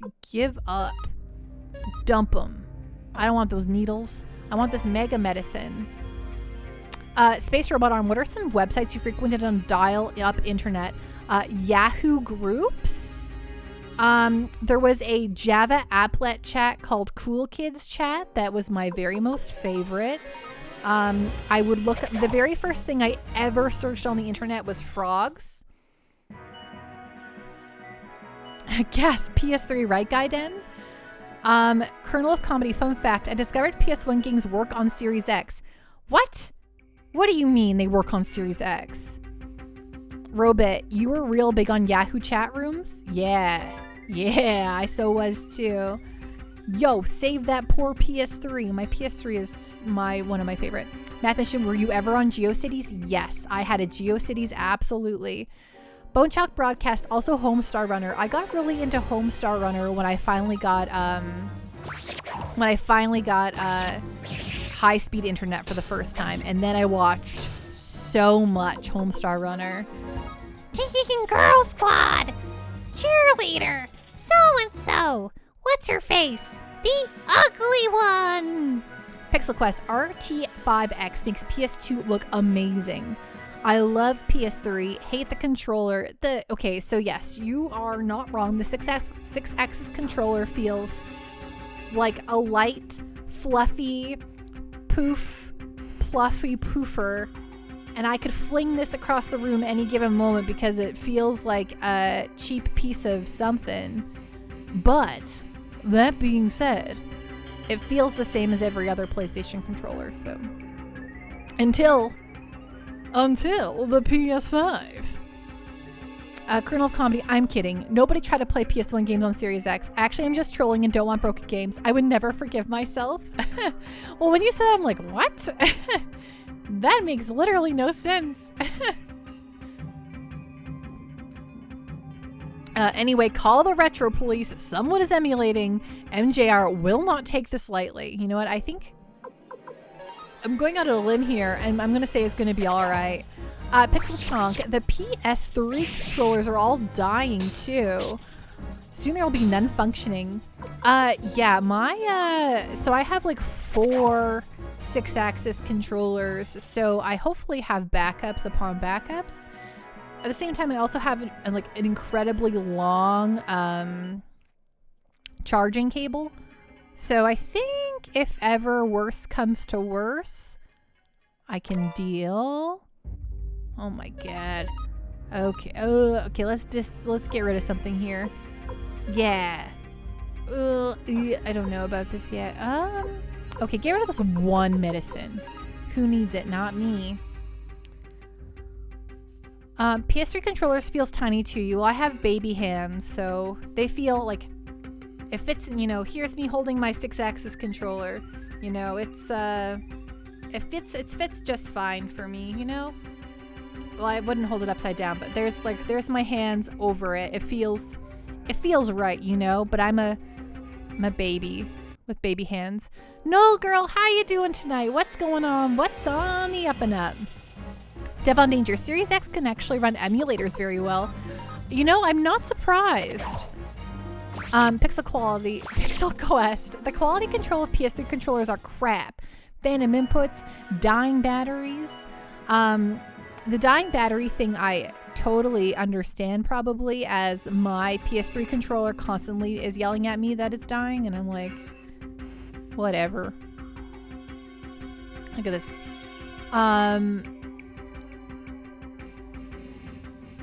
Devon Danger, I've heard so many bad things about PS3 controllers and have never had a problem. You know what, Devon Danger, I'm with you. I've actually never had a problem either, other than the fact that it feels so light that I can go and it'll just fly away. Oh, my controller. Oh, come back. Oh, no, it's fine. It's here in my hands.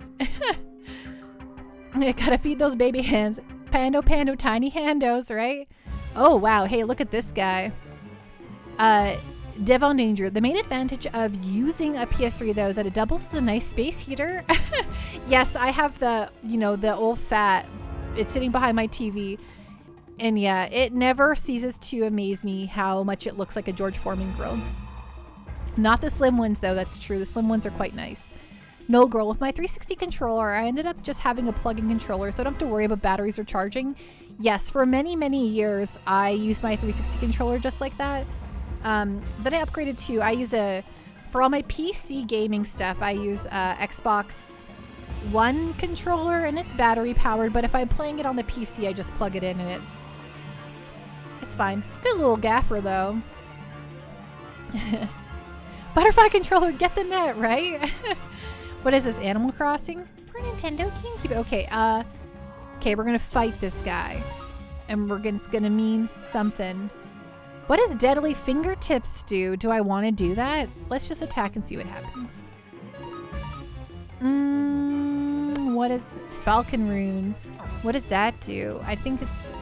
Is it worth it? Okay, Kirkus, you can attack. Cleo, you can definitely do your flame stuff, though. And you can... shred, sure. Deadly Fingertips is a single target insta-kill for mooks. Kick him in the... Oh, never mind. In the head. It's an attack, right. Is it... So it's good to... I could use it on a boss? Welcome back, Minor Keyframe. What did you get for a sneaky snack?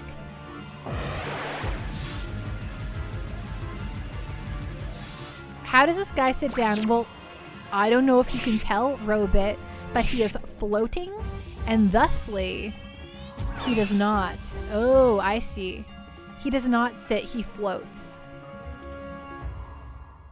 No, girl, Deadly Fingertips doesn't work on bosses, alas, right. It just wouldn't even give a damage in that case, right? Okay, attack. How's everyone's health? We're all fine.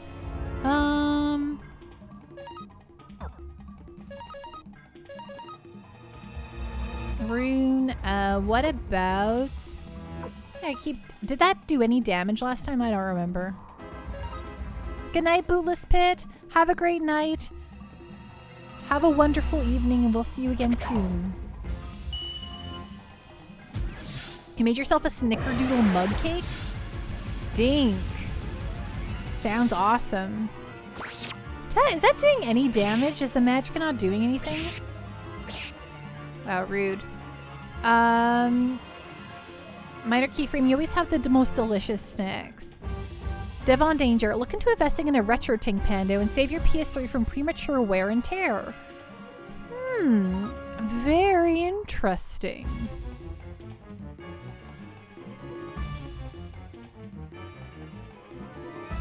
The fire magic is in. Okay, that's fair. Attack. Okay, then I'll just have Cleo attack too.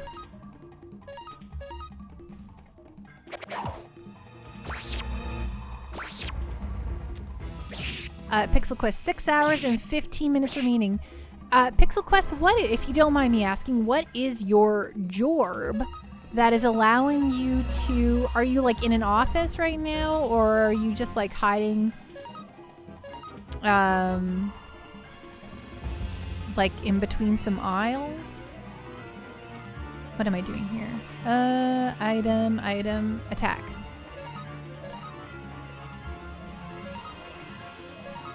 Pixel Chunk, I always thought the sprite art scaling and effects in this game's battles worked better than 3D PS1 games like Final Fantasy VII. 3D was a new thing, but the low polygon models are not the best. I agree. I think that Suikoden is truly one of the most beautiful. I love 32-bit pixel art. It makes your Pando incredibly happy. It's so good looking.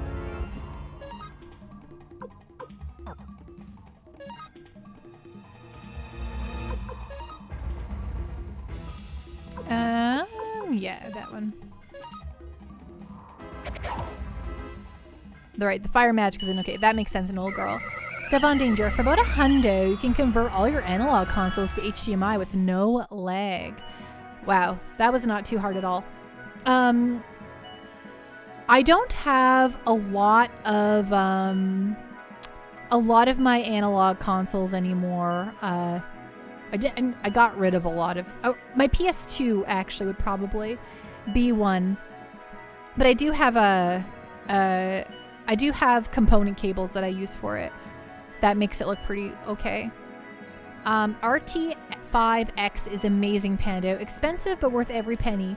Buy it before it's gone thanks to chip shortage. How expensive. Gaiden, why don't you use Valeria's rune? I don't remember if it unbalances you. Because I don't know if it unbalances me, so I just, was like, I don't know. Maybe it will just... We didn't have any trouble with the fight, so... Pixel Quest, my jorb, InfoSec compliance officer, and I'm at my office with nothing to do. Well then, hey, at least you can kill some time hanging out here. When is Beyond the Beyond? Oh, Longren. It'll be on the poll eventually. We currently have a poll up for PS2 GameCube era games. And so that's what you can look forward to after we beat Suikoden. But if you want to have a say on what exactly we're playing, please go to the Discord and tell me what of those games you want to see. Is it Dragon Quest VIII? Is it Star Ocean First Departure? Is it Persona 3 FES Edition? Or is it Skies of Arcadia Legends, which is currently in the lead? No, girl, the pixel art is lovely. Yeah, it's definitely stood up to time a lot better than the 3D art from the same era. Exactly. I mean, don't get me wrong. I find all the clunky, sharp polygons on Final Fantasy 7, 8, and 9 to be truly the best, but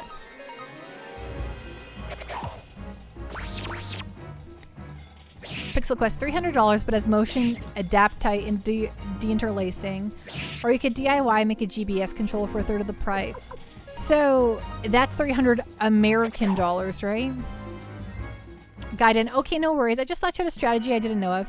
Yeah, if I'm doing a lot of physical damage. Like if we were struggling at all during that fight, I probably would have been throwing more at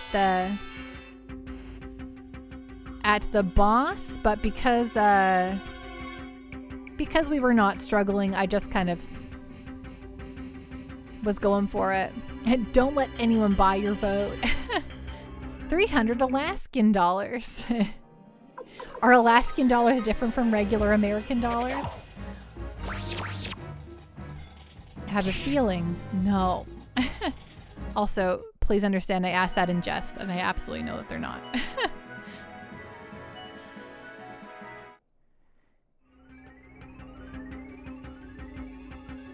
Oh, you know what? We have some.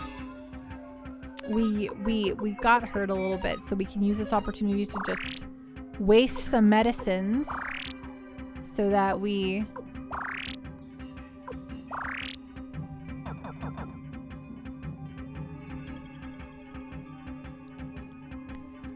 Null Girl, Final Fantasy IX is where 3D art really started to come into its own, and Final Fantasy VIII wasn't terrible either. But a lot of those early PS1 games had a really rough 3D art, yeah. But there's certainly some charm to it. Yes, and I think for me, the only charm, like the main charm to it is just the fact that that's like looking at Final Fantasy VII, I'm like, ugh. But at the same time, I'm like, this is my childhood. This is when I was really a burgeoning video game player.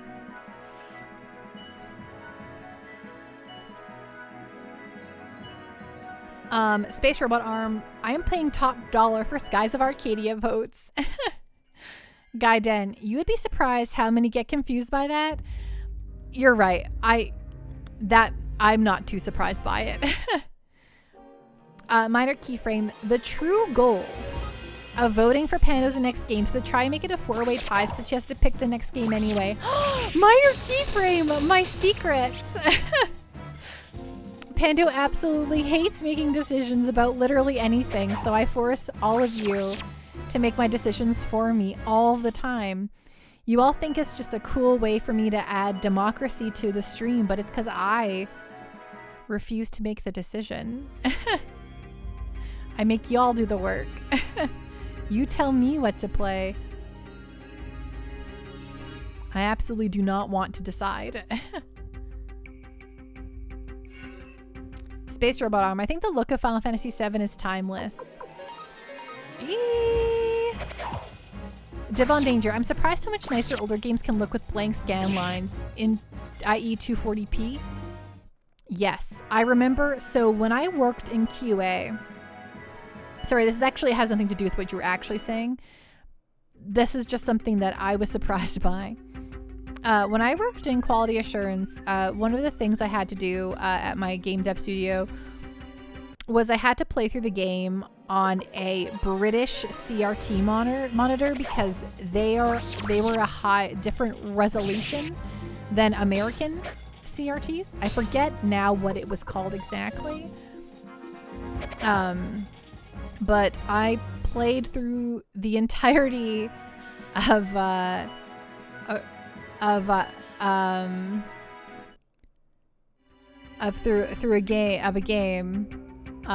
long game on a little like 17 tiny little like it was like a not even a 17-inch, it was like I think like a 15-inch CRT just to make sure it all displayed properly. It was very goofy. Murica. Yeah, the 500 something lines on PAL resolution, exactly. Yes, the PAL resolution television. I had to play through a whole game like that. And that was very funny. Did the PAL testing. And I was like, this is fine.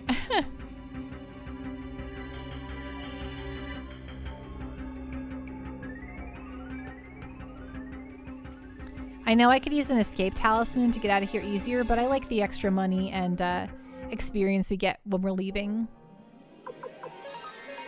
Oh, RTA 5X scales to 1440p too. Yeah, I would, you know, I play a lot of my older titles. Like I've never, so, you know, spoiler alert.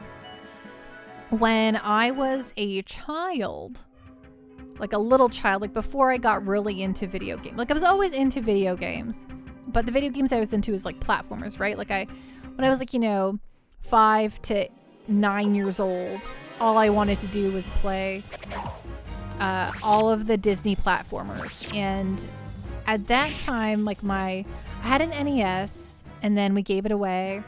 And then my dad really liked the Sega Genesis. So that's what he had. And so I was like, well, Sega Genesis is the coolest then. So my mom's, I got a Sega Genesis as well.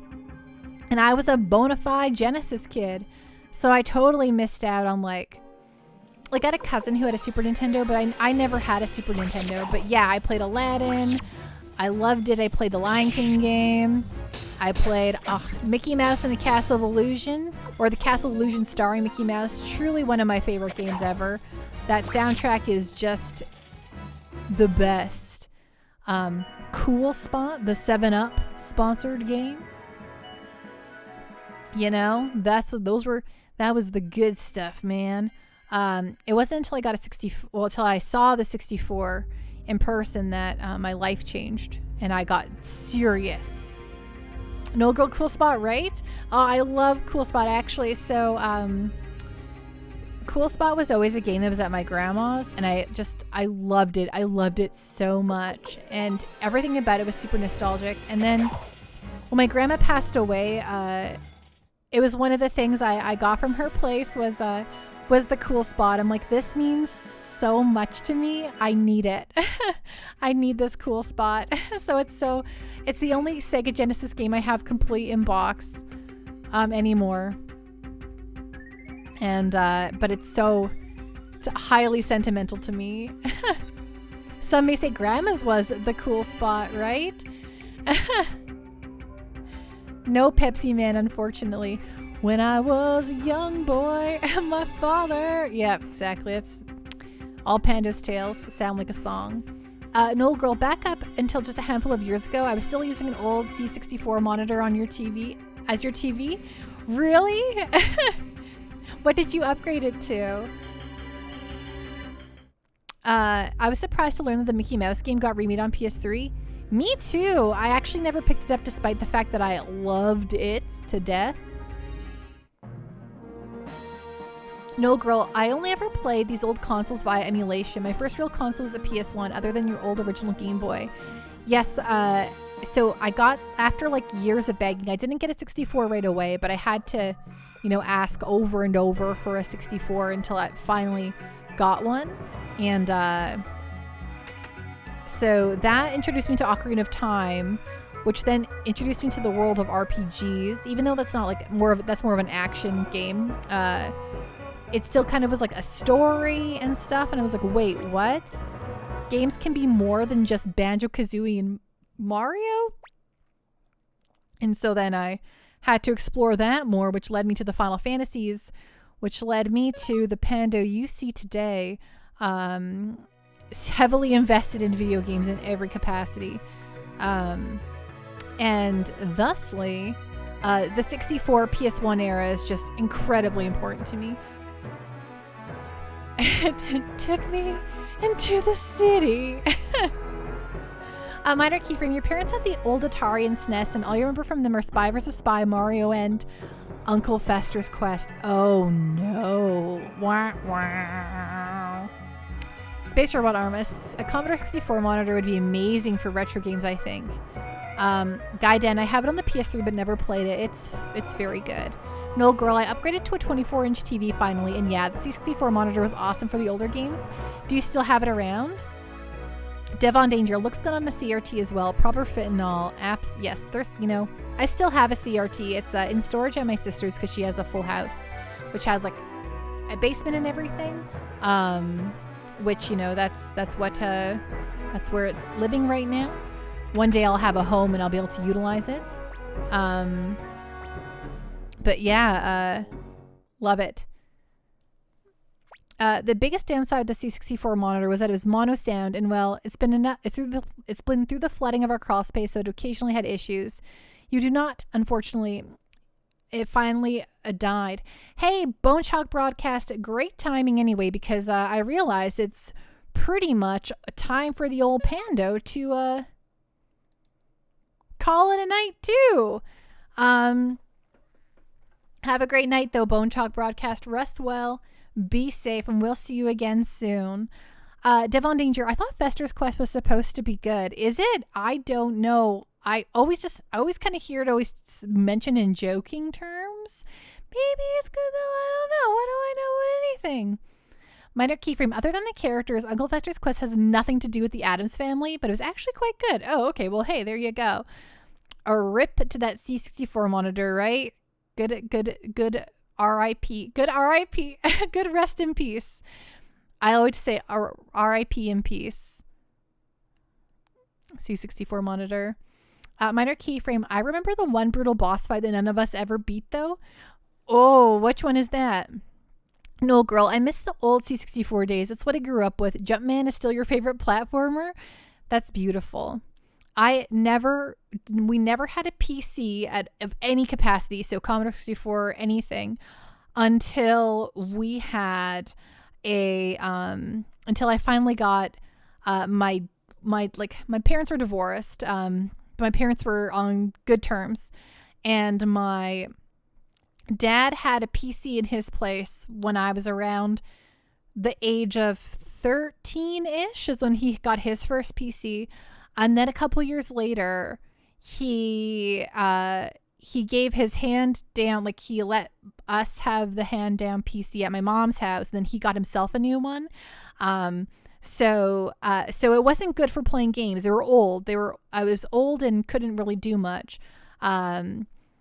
We played The Sims at my dad's house because that computer was good enough to play The Sims. But at my mom's house, where I lived most of the time, no games on that sucker. But I could sure use ICQ. And I was in high school at the time, so hello, ICQ. Hearing that sound while you're chatting with your friends, oh my gosh, how exciting. So that's, where my old internet and PC days all come down to hearing a little and I'm like, ah! It could also play Roller Coaster Tycoon, so that's what I did.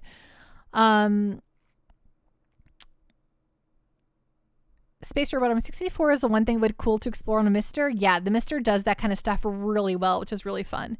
Devon Danger. Southern enough TV repairman. The old CRTs are an endangered species and ought to be preserved. They do. And then if you go really down the rabbit hole and you go like SCART cables and all that kind of stuff, then you've gone too far. Minor keyframe. There was a boss that dual-wielded whips and attacked so fast, all you could really do in that fight was dodge. Almost no time to counterattack. That sounds really tough, Minor keyframe. You remember ICQ? How could you not love it? No, girl. My dad was a computer programmer. His college had a punch card computer when he was in grad school and learned there, so he always had fairly up-to-date computers, and he made a bunch of custom programs and menus for us. That's so fun, no girl. Oh, yes, that was absolutely not my family. My dads were, the great dads, love them. I say like my dad and my stepdad, but my stepdad was a mechanic. My dad worked in a lumber mill. So, very, very great and rad dads. But, we're not extremely up on the computers there. I had to do all that. Space Robot Arm, there's definitely a community of retro gamers that have figured out a lot about fixing CRT TVs. You got a lot of help on the CRT gaming subreddit. Isn't it a little bit spooky opening a CRT? Devon Danger, personally haven't gone the SCART rabbit hole yet. Fair, very fair. Well, everyone, thank you so much for hanging out with me while I grinded a whole bunch in Suikoden tonight to get a whole bunch of money so that we could buy all the weapon upgrades. But hey, we did at least a dungeon tonight, so that's very good. Math Mission, very glad to have been here. It was very good to have you here, and thanks so much for being a mod.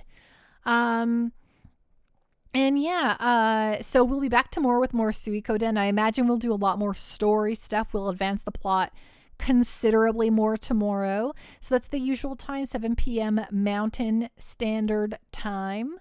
So that's where you'll find me. That means at 6 p.m. Pacific and 9 p.m. Eastern. Thanks so much, Cactuars. Thank you so much, Minor Keyframe. And then I will not be streaming Thursday as per the usual, but Friday I should be back. I usually play Final Fantasy XIV. We'll see if we can get in at all on Friday as I continue to try to finish Shadowbringers. But as Endwalker will be live for the first time that night, it might just be a disaster, and I don't know if it'll work out for us. So we'll see what happens there. Thank you so much. And Gaiden, thank you so much for that raid. Thank you so much for the follows, everyone. You're all rad news rhinos, okay? And so tonight we're going to raid Super Nimbao, who is truly one of my very most favorite people on Twitch. And also, it is his birthday. So if y'all just want to tell him happy birthday, that he's the bomb.com, all of that stuff, I highly recommend doing that. Give the follow, give the thumbs up. If you like retro games, this is the spot, and also the best vibes. Maybe a group game night, Math Mission. It's very true. Okay, forgot how to do a raid. So good night, everyone. Rest well. Be safe. I'll see y'all again tomorrow for more Suikoden. Bye.